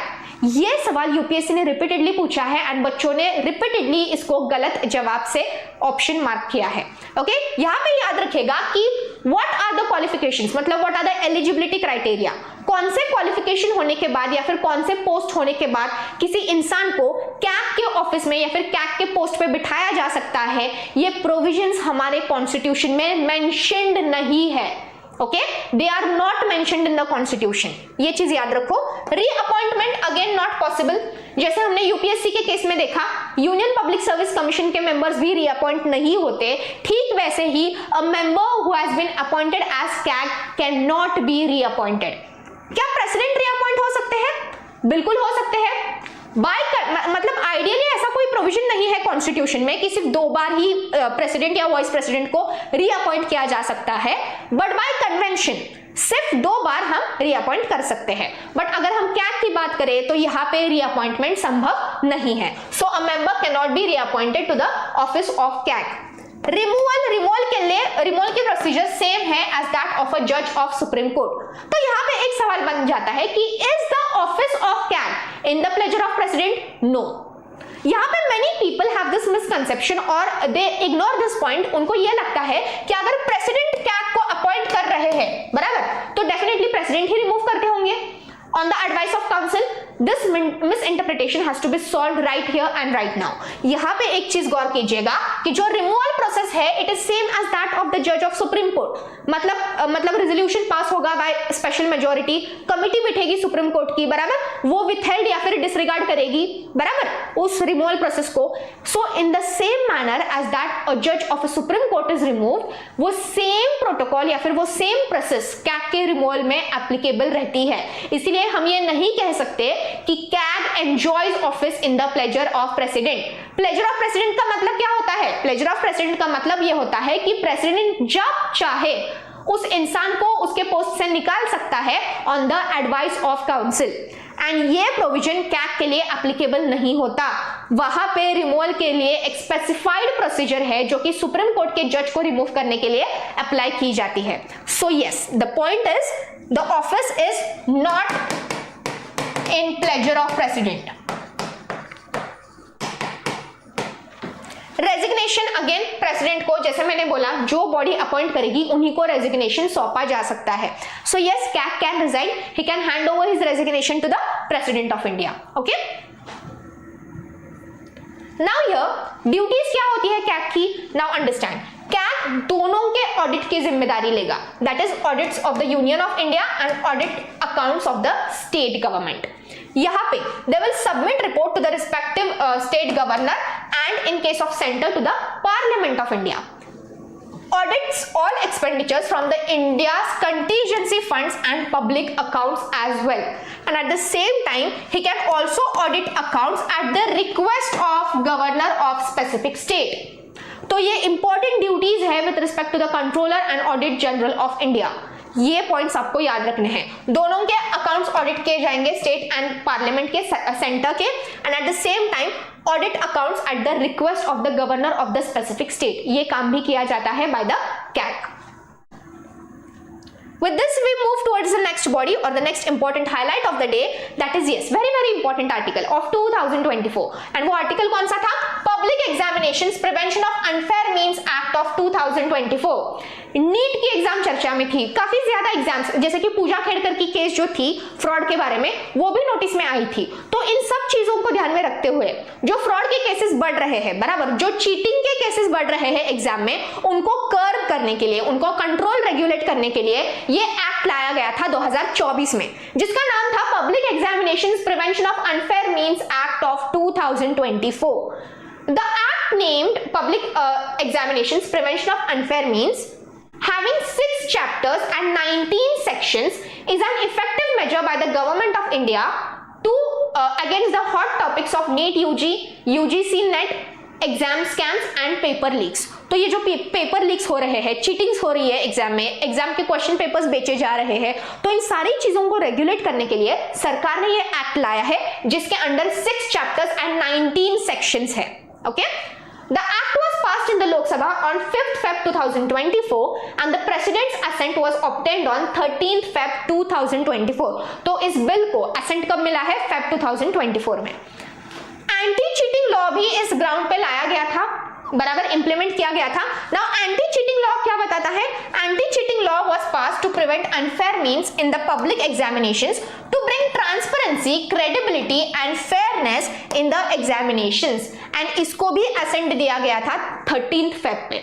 जो गवर्नमेंट एग्जाम्स होती है, सरकारी एग्जाम्स होती है, उसमें ट्रांसपेरेंसी यानी कि कोई चीटिंग या फिर फ्रॉड ना हो, क्रेडिबिलिटी मतलब उस एग्जाम की रिस्पेक्ट, उस एग्जाम का दर्जा मेंटेन करने के लिए, and at the same time fairness, that is fair grounds and fair environment in the exam, इन सारी चीजों को मेंटेन करने के लिए ये एंटी चीटिंग लॉ पास किया गया था on 13 Feb 2024। Now what are the penalties under this act? Question यहां पे आएगा। क्वेश्चन ये नहीं आएगा कि प्रेसिडेंट ने असेंट कब दिया, मतलब least chances to ask that assent कब मिला था, बराबर। तो क्वेश्चन अगर बना तो पेनल्टीज पे बनेगा, that is what will be the penalties, what will be the legal punishments under this respective act, that is prevention of unfair means in examination. तो इस कॉन्टेक्स्ट में याद रखिएगा पनिशमेंट्स क्या होगी यहाँ पे। Punishments are described in chapter 3 of the act. So chapter 3 of the act में penalties के बारे में जिक्र है। Section 9 to 11 talks about the punishment. In case of a crime committed by an individual, the imprisonment for minimum 3 years, which may extend up to 5 years, with fine up to 10 lakh rupees. मतलब अगर एक individual fraud से related है, मतलब किसी एक student ने, किसी एक एस्पिरेंट ने चीटिंग की हो, तो उस सिचुएशन में जहां पे एक इंडिविजुअल इन्वॉल्व है, वहां पे कम से कम 3 साल एंड ज्यादा से ज्यादा 5 साल की सजा हो सकती है, along with a cash penalty of 10 lakh rupees. 10 lakh तक की पेनल्टी आपको मतलब आप पे बैठ सकती है। In that regard, in case of organised crime, that is group crime, मतलब मान के चलो किसी क्लासरूम में इन्विजिलेटर के सामने 5-6 बच्चों ने माइक्रोफोन्स कनेक्ट किए हो, या फिर एक ग्रुप स्कैम है जहां पे मोर देन 2 पीपल या more than 1 people is involve, more than 1 person is involve, तो उस सिचुएशन में क्या होगा, imprisonment can extend up to 10 years, याद रखिए 10 साल, with a fine of 1 crore rupees. तो ग्रुप स्कैम की सजा भी बड़ी है और ये क्राइम भी बड़ा है, जितना बड़ा क्राइम उतनी बड़ी सजा। तो यहाँ पे क्या बोलना है उनका कि इंडिविजुअल स्कैम अगर होगा, इंडिविजुअल चीटिंग हुई, तो वहां पे कम से कम 3, ज्यादा से ज्यादा 5 साल की सजा होगी, along with cash penalty up to 10 lakh rupees. But on the other hand, अगर यहाँ पे ग्रुप स्कैम है तो उस चक्कर में, उस केस में 1 करोड़ रुपए तक की पेनल्टी आप पे चार्ज हो सकती है, बिठाई जा सकती है, and at the same time the imprisonment can extend up to time span of 10 years. Severity देखो पनिशमेंट की। Offences committed under this act will be cognizable, non bailable and non compoundable. ये पॉइंट भी आपको note करना है। Cognizable offence होगा, इसमें bell नहीं मिल सकती, that is very very important. कल ही हमने एक आर्टिकल पढ़ा, bail a right, jail a exception, तो वहां पे हमने कुछ केसेस भी पढ़े जहां पे बेल प्रोविजन एप्लीकेबल नहीं होता, बराबर। तो same case applies here. Prevention of unfair means में बेल नहीं मिलेगी, it is a non bailable offence, and at the same time it is non compoundable offence as well. So it is cognizable, punishable, non-bailable and non-compoundable offense. Which exams will be covered under this act? So under this act, exams conducted by authorities which are mentioned in the act will be applicable. जैसे कि NEET की exam हो गई, UPSC government exams हो गई, exams conducted by UPSC, SSC, RRB, IBPS, NTS and recruitment exams conducted by the government of India. For example, police recruitment की exam हो गई, सिंपल, बराबर। So in that case, all these exams will be covered under the purview of this act. So yes, यहाँ पे importantly Public Examinations Prevention of Unfair Means Act of 2024 assent मिला 13 Feb 2024 में। It had 6 chapters and 19 sections. Penalties के बारे में जिक्र था chapter 3 of the act में, या फिर यू कहो section 9 to 11 which talks about punishments. Individual crime में 3 से 5 साल की सजा, 10 लाख की पेनल्टी। ऑर्गेनाइज्ड ग्रुप क्राइम में 10 साल तक की सजा हो सकती है, along with a fine of 1 crore rupees. And which exams will be applicable, and it is a non-bailable offense, non-bailable crime. ये सारे पॉइंट्स आपको याद करने हैं। Next article for the day, which talks about National Human Rights Commission of India, something related to NHRC, again which is very important statutory body which is repeatedly in news articles. NHRC के बारे में, national human rights commission के बारे में हम repeatedly कोई ना कोई आर्टिकल देखते हैं, सुनते हैं, पढ़ते हैं न्यूज़पेपर में। So ultimately these statutory bodies become important for our prelims exam. Just give me a minute.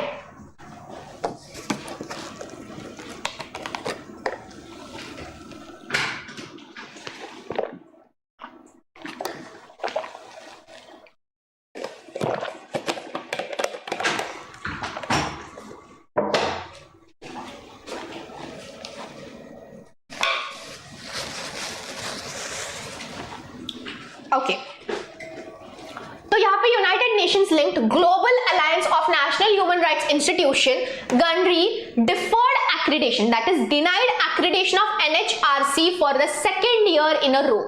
And ये डिक्लेरेशन उन्होंने क्यों डिनाई किया होगा, वो रीजंस आपको पूछे जा सकते हैं प्रीलिम्स में कि what were the failures of NHRC जिसकी वजह से इस ग्लोबल अलायंस बॉडी ने उनको ये डिक्लेरेशन नहीं दिया, डिक्लेरेशन क्लेम नहीं किया। So the reasons were lack of transparency in appointing members to the NHRC।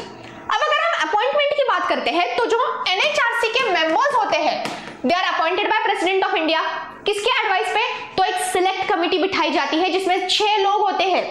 A select committee which comprises of Prime Minister of India, Leader of Opposition of both the houses, Chairman and Vice Chairman of Rajya Sabha and Lok Sabha, and at the same time उसमें काफी ज्यादा other लोग भी होते हैं जैसे home minister भी होते हैं जो इस सिलेक्ट कमिटी का हिस्सा होते हैं। Those select committees will recommend certain names which will be appointed as chairman and members of NHRC by the President of India. Usually retired chief justice of India को NHRC के chairman के post पे appoint किया जाता है। So ideally chairman of NHRC remember is retired chief justice of India, not retired जज, retired chief justice of India. And chairman of SHRC that is state human rights commission will be chief justice of that respective high court. बराबर, okay. So उनका कहना यह था कि जो appointment procedure है उसमें गड़बड़ है, उसमें ट्रांसपेरेंसी नहीं है। यूनियन अपने ही मेंबर्स को रिप्रेजेंटेशन दिला रही है NHRC में, जबकि ये प्रोविजन था, ये कन्वेंशन बताया गया था in the amendment of 2006 with respect to NHRC की मतलब जो शेड्यूल्ड एंड बैकवर्ड क्लासेस होते हैं उनके मेंबर्स को भी एक एडिक्वेट रिप्रेजेंटेशन मिलना चाहिए, एडिक्वेट मतलब सीट्स मिलनी चाहिए into national human rights commission. तो ये कुछ प्रोविजंस थे जो कंप्लीटली इग्नोर किए गए थे during the appointment procedure of members of NHRC। तो NHRC was wholly dominated by the members of the union or in the favor of the union government who is in majority। बराबर, तो वहां पे उनका कहना यह था कि there is lack of transparency in the appointment process to the members of NHRC। Then there was lack of gender and minority representation. जैसे मैंने बोला there was no minority representation in the members of national human rights commission. जहां पे आप human rights की बात कर रहे हो, बराबर, जहां पे आप बेसिक ह्यूमन राइट्स की बात कर रहे हो, उसी बॉडी में मेंबर ऑफ बैकवर्ड क्लासेस को रिप्रेजेंटेशन नहीं है। तो ये किस हद तक वैलिड है, तो वो क्रिटिसिज्म फेस किया था by the body of NHRC which is a statutory body, lack of gender and minority representation, conflict of interest in the use of public officers to look into human rights abuses. Then the NHRC couldn't create conditions for operating without government interference। मतलब NHRC को independently investigate करना चाहिए किसी case को, किसी complaint को, independently उनको advice देनी चाहिए गवर्नमेंट ऑफ इंडिया या रिलेटेड अथॉरिटी को to take action in the respective direction. But यहाँ पे ये दिखाई दे रहा था कि जो सेंटर बोलेगी वही NHRC फॉलो कर रही थी, यानी कि NHRC कठपुतली थी गवर्नमेंट के हाथों की, बराबर, सेंटर के हाथों की। सो NHRC couldn't create conditions for operating without government interference, जो कि नहीं होना चाहिए। NHRC का काम क्या होता है, जब उनके पास कोई कंप्लेंट आती है regarding violation of human rights, तो उनका काम होता है इन्वेस्टिगेशन करना, उनका काम होता है रिकमेंडेशंस देना to the government of India और to the related authority. But यहाँ पे ये दिखाई पड़ रहा था कि गवर्नमेंट के इंटरफेरेंस के बिना कोई चीज ही नहीं हो रही थी by the members of NHRC। And the fifth complaint or the fifth default was there were too many government officials and individuals affiliated with the ruling party in the NHRC। मतलब same again आप ये बोल सकते हो nepotism चल रहा था, मतलब मेन रूलिंग पार्टी के जो मेंबर्स है या फिर उनके रिलेटिव्स हो गए, उनके मान के चलो फियांसे हो गए, all those were the members of the body of NHRC, बराबर। So there was lack of adequate representation of the minority class, gender neutrality या फिर gender representation नहीं था, lack of transparency, extra or exceeding government interference in the working or the framework of the NHRC। तो ये सारे flaws की वजह से the gunnery organization by the United Nations deferred accreditation of NHRC in the previous year, that is 2024. Next article which was highlighted in the year 2024, that is regarding centrally sponsored schemes। अब ये centrally sponsored schemes किसके द्वारा design की जाती है? By the NITI Aayog of your country. Now यहाँ पे article ये था revamping of the CSS, that is centrally sponsored schemes by the NITI Aayog. अब ये है क्या चीज देखो, सेंट्रल सेक्टर स्कीम्स या फिर सेंट्रली स्पॉन्सर्ड स्कीम्स होती क्या है? They are implemented and financed directly by the central government. NITI Aayog भी सेंट्रल बॉडी ही है, सेंट्रल गवर्नमेंट की बॉडी है, तो ideally and ultimately central sector schemes will also be sponsored and managed and regulated by central government.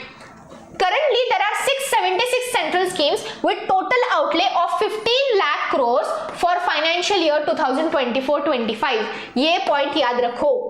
So, as a part of expenditure reforms, NITI Aayog has initiated a process for revamping of centrally sponsored schemes. Okay? Funding कैसे होता है centrally sponsored schemes के case में? How is the funding और allocation of funds done? How is the investment done? All transfers to the states for CSS are being routed through the consolidated funds of the state, not consolidated funds of India. ये point याद रखना है। So जो funds दिए जाते हैं for central sector schemes, they come from consolidated funds of the state. 8 northeastern states and 3 Himalayan states, वहां पे रेशियो कैसे होगा? 90:10। आम स्टेट्स के केसेस में, अदर स्टेट्स के केसेस में रेशियो कैसे होगा? 60:40। दैट इज 60% अमाउंट सेंटर डालेगी, 40% फंडिंग स्टेट करेगा। And in case of union territories जहां पे लेजिस्लेचर ही नहीं है, वहां पे क्या होगा? वहां पे 100% सेंटर फंडिंग करेगा। ओके, सेंट्रल गवर्नमेंट पैसा डालेगा। जहां पे कहां पे? उन यूनियन टेरिटरीज में who do not have legislature, जहां पे लेजिस्लेटिव बॉडीज नहीं है, विधानसभा विधान परिषद नहीं है, सो वहां पे 100% of the funding will be done by centre. Yes, इस पॉइंट पे प्रीलिम्स आपको घुमा सकती है, क्वेश्चन डिजाइन हो सकता है। So that you have to remember with respect to centrally sponsored schemes by NITI Aayog. Next article जो आपने काफी सुना था लास्ट ईयर, काफी ज्यादा न्यूज आर्टिकल्स में भी था, काफी बार रिपीट हुआ था, that is zero FIRs। Zero FIRs का मतलब क्या होता है? मान के चलो ये एक एक्स इंडिविजुअल है, बराबर, ही इज फ्रॉम महाराष्ट्र। उसने महाराष्ट्र के पुलिस स्टेशन में जाके कंप्लेंट फाइल की कि जब वो गुजरात गया था घूमने के लिए तो उसकी चोरी हो गई। मतलब आइडियली याद रखिएगा, पुलिस, ये जो सब्जेक्ट मैटर है पुलिस, ये कौन से लिस्ट में होता है? स्टेट लिस्ट में होता है। Police is a subject matter of state list. तो पुलिस स्टेशंस जो होते हैं उनका जुरिस्डिक्शन जो होता है एरिया वाइज वो स्पेसिफाइड होता है। It is specified for the territory of that state. तो यहाँ पे वो पुलिस स्टेशन या फिर वो पुलिस वाला ये नहीं बोल सकता कि आपके साथ जो हुआ है वो स्टेट के बाहर हुआ है, हमारे जुरिस्डिक्शन के बाहर हुआ है, ऐसा वो नहीं बोल सकते। They have to take his complaint, they have to register his complaint. तो इस चीज को बोला जाता है जीरो FIR। समझिएगा, zero FIR। The Union Ministry of Home Affairs has directed Union Territories to ensure that zero FIRs recorded in local languages are accompanied by a translated copy of the same when forwarded to the states with different languages। मतलब मान के चलो मान के चलो एक Maharashtrian individual है, वो हरियाणा में गया था, बराबर, हरियाणा में गया था जिसके साथ जहां पे उसके साथ कोई क्राइम कमिट हुआ हो। जब वो वापस महाराष्ट्र में आता है, he registered his complaint in the police station of Maharashtra. अब महाराष्ट्र पुलिस क्या करेगी? जब वो महाराष्ट्र पुलिस उस कंप्लेंट को ट्रांसफर करेगी हरियाणा को, उनको हरियाणी लैंग्वेज में या फिर उनके लोकल लैंग्वेज में एक translated copy of the complaint submit करनी पड़ेगी। ये डायरेक्टिव दिया था by the union ministry of home affairs in the year 2024 कि जब आप जीरो FIR के अंडर जब कोई कंप्लेंट रजिस्टर करते हो और उस कंप्लेंट को रिस्पेक्टिव स्टेट को ट्रांसफर करते हो, रिस्पेक्टिव स्टेट के पुलिस स्टेशन को ट्रांसफर करते हो, वो ट्रांसफर करते वक्त उनके स्टेट के लैंग्वेज में एक कॉपी आपको सबमिट करनी पड़ेगी। Okay, so that was stated by the ministry of home affairs. It came after the recommendation in the report of the justice Verma committee. किसका रिकमेंडेशन था? ये पूछा जा सकता है, justice Verma committee, setup after 2012 Nirbhaya gang rape case. तो ये जो जीरो FIR, ये जो ट्रांसलेटेड कॉपी का प्रोविजन है कि आपको उस स्टेट के लोकल लैंग्वेज में एक translated copy of the related FIR present करनी पड़ेगी, ये प्रोविजन रेकमेंड किया गया था बाय जस्टिस वर्मा कमिटी, जो बिठाई गई थी after the Delhi gang rape case, that is Nirbhaya case of 2012। A zero FIR can be filed in any police station by the victim irrespective of the residence or the place of occurrence of the crime। सो ये मतलब है 0 FIR का। A police station that receives a complaint regarding an alleged offence committed in the jurisdiction of another police station registers an FIR and then transfers it to the relevant police station for the further investigation. So ये normal protocol है जो follow किया जाता है during registration और after registration of a 0 FIR। ये provision the responsible और the regarding committee जिन्होंने ये रिकमेंडेशन किया था, and at the same time कौन सी मिनिस्ट्री इन्वॉल्व है, कौन से प्रोविजंस रेगुलेट किए जाते हैं एंड कौन सा नया रेगुलेशन था इस एंगल में, ये सारी चीजें आपको नोट करनी है क्योंकि 0 FIR के बारे में आर्टिकल आया था सितंबर 2024 में हिंदू न्यूज़पेपर में। That becomes an important point for the UPSC body to ask question from this point. Next article, fast track special courts. अब ये fast track special courts क्या होते हैं?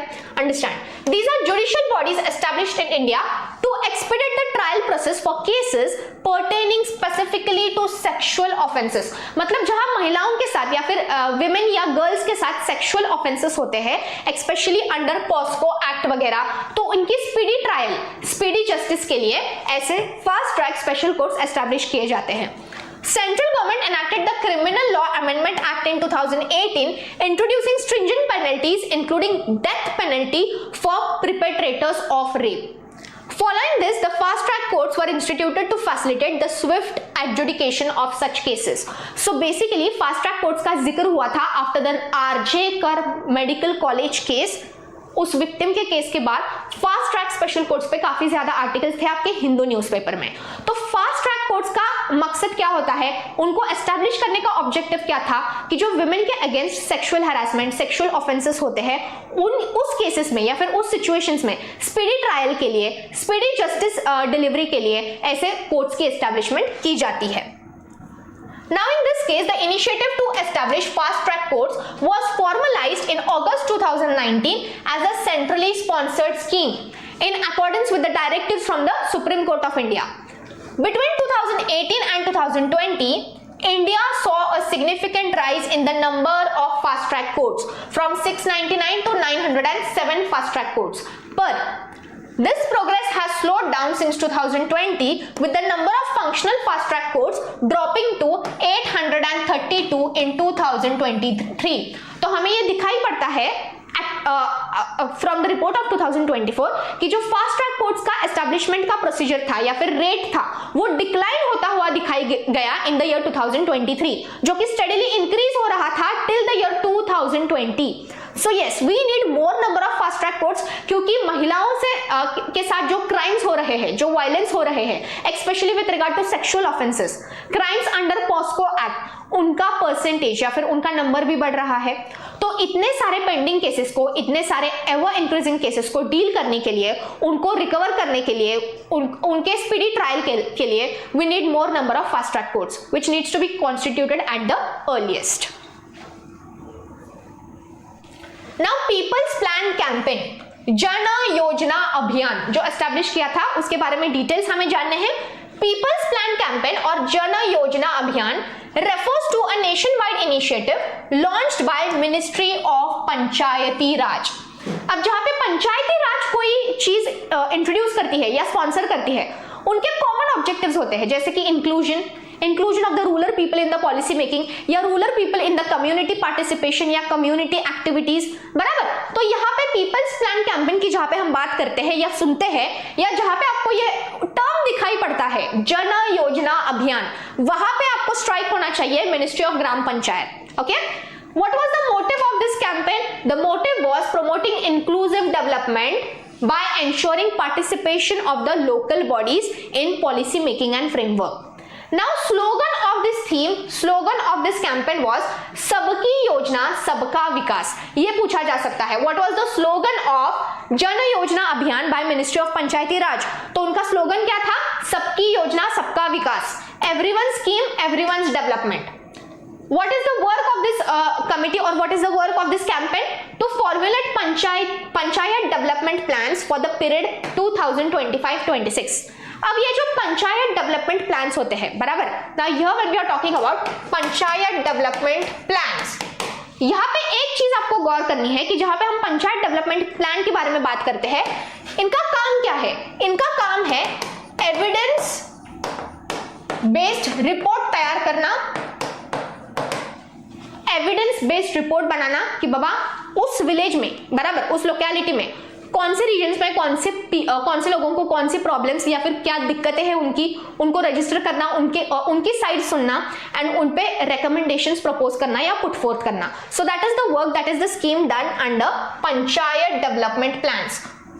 This campaign aims to ensure the active participation of local communities in the planning process, promoting bottom-up development. Okay? So with the aim to achieve bottom-up development, यानी कि जो ground level पे लोग हैं उनको हायर लेवल प्लानिंग या फिर policy framework में इंक्लूड करना, इंक्लूसिव अप्रोच दिखाना. So that comes under bottom-up development of Panchayati Raj institutions. So yes, this campaign becomes very important for you all. People's Plan campaign.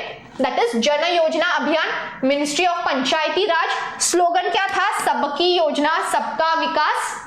Work to formulate panchayat development plans for the year 2025-26 and to involve ground level involvement, to involve people and to increase people's participation in the policy making of the local bodies and to hold them accountable for the development and progress of their region or of their village. Next article, post office act of 2023. अब ये जो post office act of 2023 आया था, it has repealed और it has replaced the Indian post office act of 1898. जहां पे कोई नई बॉडी किसी ओल्ड बॉडी को रिप्लेस करती है, वहां पे नए प्रोविजंस आपको पता होने जरूरी है from your exam perspective.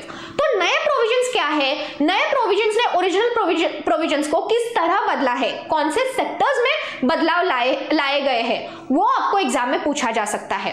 So in this regard जो पोस्ट ऑफिस एक्ट है 2023 का, which has been implemented since 2023 and 24, उसके चेंजेस क्या है, उसके न्यू पैरामीटर्स क्या है, ये हमें जानना पड़ेगा. Now section 9. This provision allows the center to authorize any officer to intercept or detain any postal item for reasons related to state security, foreign relations etc.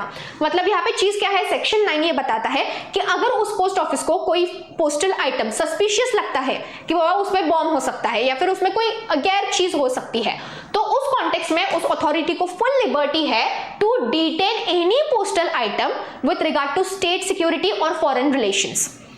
Section 10 क्या बताता है? The post office and its officers are exempted from liability for loss, misdelivery, delay or damage during the course of providing services except as prescribed. मतलब section 10 में एक बदलाव लाया गया है जहां पे जो पोस्ट ऑफिसर्स होते हैं, post office and post officers होते हैं, उनको एग्जेम्प्ट किया गया है कौन सी चीजों से? From responsibility related to loss, miss delivery, delay और damage of a specific parcel. वहां पे उनको जिम्मेदार नहीं ठहराया जाएगा. Removal of penalties and offences. कौन से ऑफेंसेस देखने पड़ेंगे? The new act eliminates all penalties and offences outlined in 1898 act, including those related to misconduct, fraud and theft by postal officers. मतलब अगर किसी पोस्टल ऑफिसर पे कोई चार्ज है with respect to fraud, with respect to theft, यानी उसने कोई चोरी की हो पास्ट में या फिर चोरी करने के चार्जेस उस पे बिठाए गए हैं या फिर मिसकंडक्ट से रिलेटेड कोई कंप्लेंट है, तो इन ग्राउंड्स पे उनको रिमूव नहीं किया जा सकता from the term of their office. So this is the new change that has been introduced in the new Act of 2023. It includes provisions to recover unpaid service charges as arrears of land revenue. At the same time, penalty under section 7. Every person who avails of a service provided by the post office shall be liable to pay the charges in respect of such service. Yes, तो charges pay करने पड़ेंगे in exchange of that service. Removal of centres exclusivity. मतलब पहला provision क्या था? Old provision क्या बता रहा था कि ओल्ड प्रोविजन बता रहा था कि सिर्फ सेंटर के पास ये अथॉरिटी है, सिर्फ सेंटर के पास ये पावर है कि वो क्या कर सकते हैं, वो लेटर्स कन्वे कर सकते हैं to the postal offices. But ये जो प्रिविलेज था सेंटर का वो हटाया गया है, वो एग्जेम्प्ट किया गया है. So under the new act, the new act removes exclusive privilege of the center to convey letters, a privilege which was effectively obsolete by the rise of private courier services. तो ये exemption क्यों किया गया है, ये liberty क्यों हटाई गई है सेंटर की, क्योंकि नए एक्ट के जरिए प्राइवेट कुरियर सर्विसेज को भी इस एक्ट के एम्बिट में लाया गया है। Remember these points. सो यहां पे आपको अगर सवाल आया on the new act, that is Post Office Act of 2023, so they will ask you the changed provisions or the altered provisions, जहां पे penalties कैसे बदली गई है, how are the postal officers exempted from the penalties with regard to damage or loss of the parcel, misconduct अगर उन्होंने कोई किया होगा, अगर वो उनपे थेफ्ट के कोई चार्जेस है, फ्रॉड में वो इन्वॉल्व है, तो भी उनको पोस्ट से नहीं हटाया जा सकता। तो ये सारे नए प्रोविजंस आपको डिटेल में ध्यान में रखने पड़ेंगे, क्योंकि इन नए प्रोविजंस पे आपको कंफ्यूज करके सवाल पूछे जा सकते हैं प्रीलिम्स में। Fine. Next article, chairman of national commission of women. अब ये जो नेशनल कमीशन ऑफ वुमेन है, क्या है, ये स्टैट्यूटरी बॉडी है, बराबर। कॉम्पोजिशन कैसे होता है, national commission for women consists of a chairman, a secretary other members. याद रखिएगा, बराबर। अगर आप कॉम्पोजिशन की बात करते हो with regard to national commission of women, तो नेशनल कमीशन ऑफ वुमेन में एक चेयरमैन होगा of national commission of women, there will be a secretary to assist और advise the chairman, and there will be 5 other members in the commission.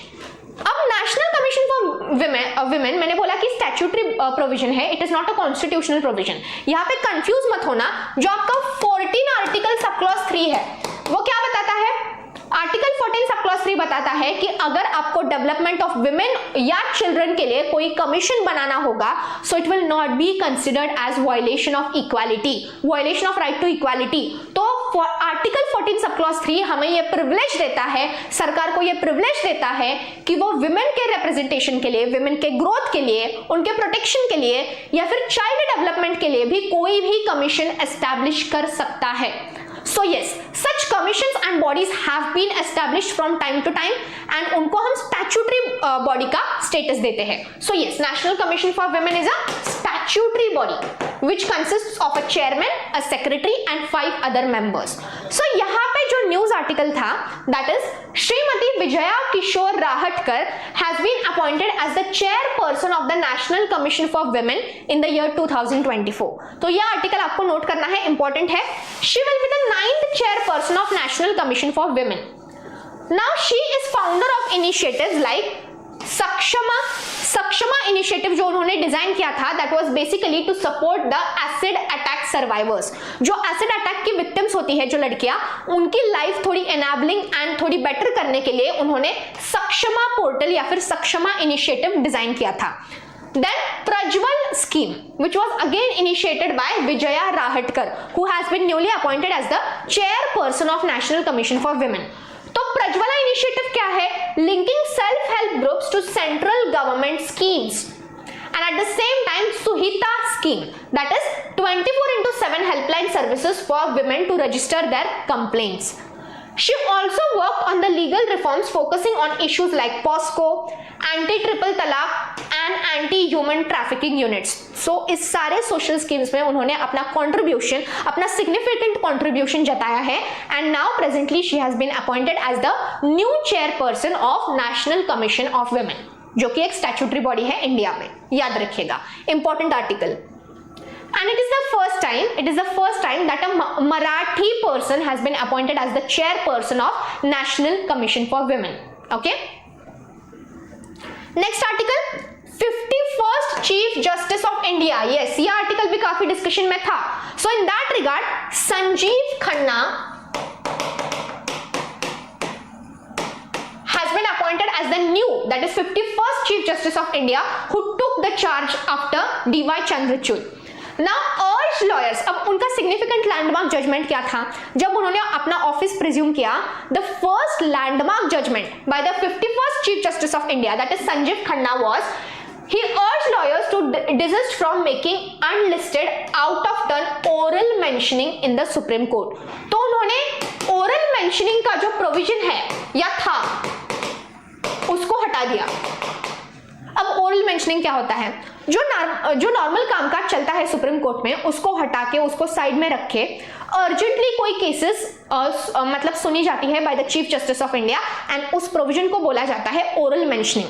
मतलब जो normal protocol होता है court का कि आपको फाइल प्रोसीजर फॉर्मेलिटीज पूरी करनी पड़ेगी, सारी पेपर वर्क पूरा करना पड़ेगा, उसके बाद नया हियरिंग शुरू होगा, नई केस डिस्कशन के लिए ली जाएगी, वो सारी नॉर्मल प्रोसेस हटा के new cases are freshly heard by the chief justice of India, उस प्रोसीजर को बोला जाता था ओरल मेंशनिंग। अब इससे दिक्कत क्या होती थी, दिक्कत ये होती थी कि कोर्ट का इनिशियल टाइम बहुत ज्यादा कंज्यूम हो रहा था इस प्रोसेस में, एंड जो नॉर्मल केसेस चल रही है वो डिले होती जा रही थी, वो पेंडिंग मतलब रहते जा रही थी। सो उन रेगुलर रूटीन प्रोटोकॉल या फिर रेगुलर रूटीन कामकाज छोड़ के नई केसेस को इंट्रोड्यूस करना ये कहां तक वैलिड है या फिर ये कहां तक फेयर है। सो इस चीज को ध्यान में रखते हुए new chief justice of India जब उन्होंने चार्ज लिया तो उन्होंने सबसे पहला सिग्निफिकेंट जजमेंट दिया, that is banning the procedure of oral mentioning in the supreme court of India. Now, oral mentioning is a convention by which lawyers short circuit the long-willed filing procedure and make a direct appeal to the Chief Justice of India, who is the court's administrative head. The very process of oral mentioning used to consume large portion of the morning hours of the court. कभी-कभी afternoon session के बाद भी ये oral mentionings continue होते थे। इससे क्या होता था कि जो वैल्यूएबल टाइम होता है सुप्रीम कोर्ट का, which should be dedicated to the ongoing case और ongoing hearing, वो कॉम्प्रोमाइज हो रहा था। So ये सारी चीजें हो रही थी, and the move is aimed at ensuring easy access to justice and equal treatment to citizens regardless of their status. So इस चीज में और एक चीज हो रही थी, पार्शियलिटी भी हो रही थी कि जो फॉर एग्जांपल अगर जजेस के कांटेक्ट में या रिलेटिव्स में या रिलेटेड कोई केसेस होंगी तो वो पहले सुनी जाती थी and the normal cases used to be kept pending. So यहाँ पे फेयर जस्टिस हो, इक्वल ट्रीटमेंट हो सभी सिटीजन के लिए रिगार्डलेस और inconsistent with the status of the citizens, यानी कि अगर कोई अमीर इंसान है तो उसको पहले सुनो, गरीब इंसान की केस साइड में रखो। सो ये सारी चीजें ना हो, उस कॉन्टेक्स्ट से मतलब उस ऑब्जेक्टिव से चीफ जस्टिस ऑफ इंडिया ने ये ओरल मेंशनिंग का प्रोविजन हटा दिया है। Okay, so to ensure fair justice delivery to all irrespective of the status of the person. Now यहाँ पे चीफ जस्टिस ऑफ इंडिया की जब हम बात करते हैं अपॉइंटमेंट के बारे में बात करनी पड़ेगी। Appointment by the president of India, chief justice is appointed and he is prescribed oath both by the president of India. Tenure कितना होता है उनका 65 years, till the age of 65 years. Removal के लिए एक प्रोसीजर है जो इंडिया में फॉलो की जाती है, the procedure which is entailed from the जजेस inquiry act of 1968। Any house can initiate the process for removal of जज ऑफ अ हाई कोर्ट और सुप्रीम कोर्ट और चीफ जस्टिस ऑफ इंडिया। उसके बाद जो प्रिसाइडिंग ऑफिसर होते हैं उस रिस्पेक्टिव हाउसेस के, अगर उन्होंने अपहेल्ड किया तो उस रिस्पेक्टिव हाउस में स्पेशल मेजॉरिटी के साथ वो प्रपोजल पास होना चाहिए। अगर वो स्पेशल मेजॉरिटी के साथ पास हुआ तो सुप्रीम कोर्ट की 3 मेंबर की कमेटी बैठेगी जो उस डिसीजन को इंट्रोस्पेक्ट करेगी, एनालाइज करेगी। अगर उस सुप्रीम कोर्ट की कमेटी ने उसको मतलब अप्रूवल दिया, उसके बाद other house of the supreme court has to pass that resolution again with a special majority, and वो सब होने के बाद प्रेसिडेंट अपना असेंट देते हैं, एंड प्रेसिडेंट के असेंट के बाद the chief justice of India is removed from his post. So yes, removal के लिए एक प्रोसीजर है जो जजेस इंक्वायरी एक्ट ऑफ 1968 के तहत फॉलो की जाती है। So again here the office of chief justice of India is not in the pleasure of president. President जब चाहे काउंसिल की एडवाइस पे चीफ जस्टिस ऑफ इंडिया को नहीं हटा सकते, उसके लिए एक प्रोसीजर, एक प्रोटोकॉल फॉलो करना पड़ेगा, बराबर।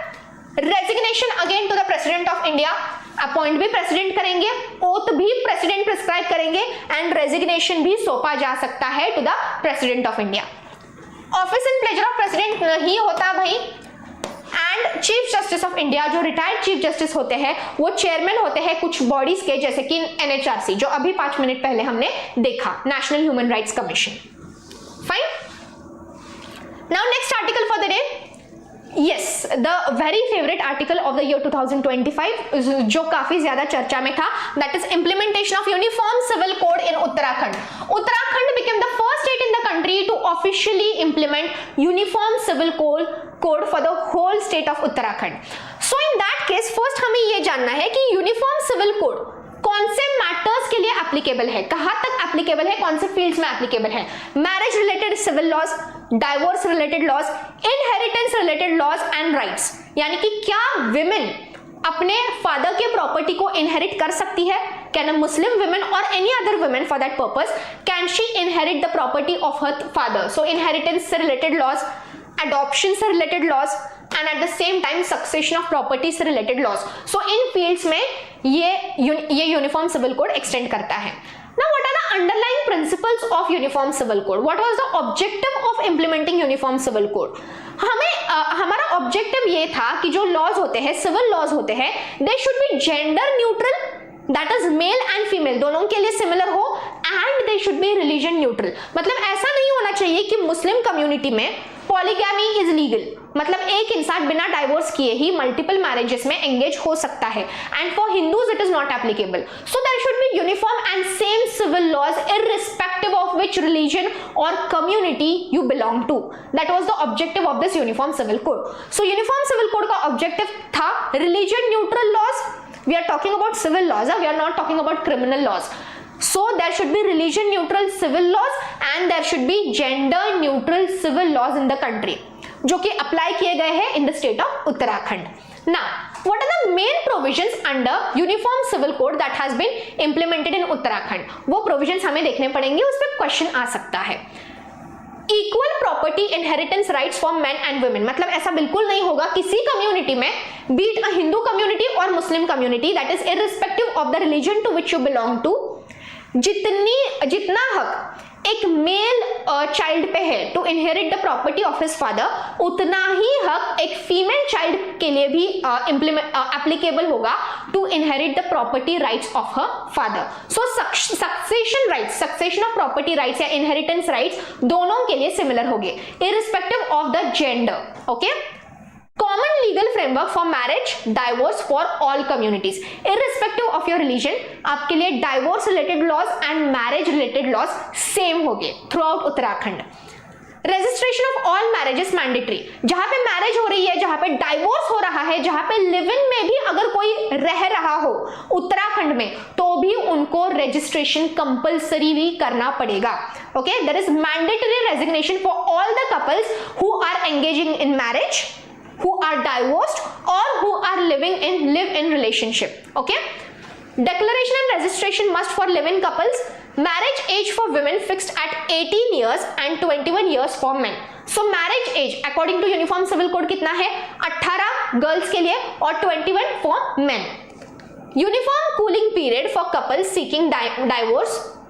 In dispute between couples, children can be handed over to grandparents. मतलब अगर कोई केस है जिसमें डाइवोर्स हुआ है एंड दोनों पेरेंट्स उस बच्चे की कस्टडी नहीं लेना चाहते, तो उस सिचुएशन में उस बच्चों की कस्टडी उनके ग्रैंड पेरेंट्स को सौंपी जा सकती है. ये प्रोविजन या फिर ये प्रिविलेज यूनिफॉर्म सिविल कोड के तहत लाया गया है. Okay, so in dispute between couples children can be handed over to grandparents. Blanket ban on polyandry and polygamy. Polygamy is completely illegal irrespective of which religion you belong to. मतलब अब के बाद उत्तराखंड में ये कोई justify नहीं कर सकता कि I am Muslim and I can be engaged in polygamy or multiple marriages. So polygamy is completely banned for all religions, not only for Muslim community but for all the religions. Halal, idat, triple talaq are now considered as punishable offenses under Uniform Civil Code. Making simpler provisions for adoption. At the same time, Muslim women can also adopt children. मुस्लिम महिलाएं भी बच्चों को adopt कर सकती है. Adoption is also applicable for them. Maintenance fund for family in case of death of bread winner, मतलब for example अगर किसी फैमिली का जो ब्रेड एंड बटर है, मतलब जो उस घर को चला रहा है, अगर उसी की डेथ हो गई तो उस सिचुएशन में उनको मेंटेनेंस फंड दिए जाएंगे bye the government of Uttarakhand. So yes, a new maintenance fund has been created or generated under the scheme of Uniform Civil Code. And lastly, scheduled tribes are kept out of the purview of this act. Obviously, scheduled tribes, scheduled castes are not included under purview of Uniform Civil Code to preserve their rich culture and heritage. वो community ही सरकार ने मतलब preserve की है, उनका culture and उनके customs बचाए रखने के लिए. So ultimately they are exempted from the purview of this act, that is Uniform Civil Code. So by this we come towards end of today's articles. यहां तक हमने सारे पॉलिटिकल आर्टिकल्स कवर किए with respect to important appointments, important bodies which can be constitutional और statutory bodies which were in limelight or which were in news in the year 2024। उसी के साथ जो कल की पेंडिंग गवर्नमेंट स्कीम्स थी वो भी हमने कवर की। कल का सेशन जो होगा, कल भी हम मॉर्निंग 8 AM को मिलेंगे on the same platform of online platform YouTube channel of Gyandeep academy. तो वहां पे हम इलेक्शन से रिलेटेड सारे articles, current news articles and constitution से related important articles and amendments हम डिस्कस करने वाले हैं कल के सेशन में। सो कल भी हम मॉर्निंग 8 AM मिलेंगे on the online platform YouTube channel of Gyandeep Academy. Till then, thank you.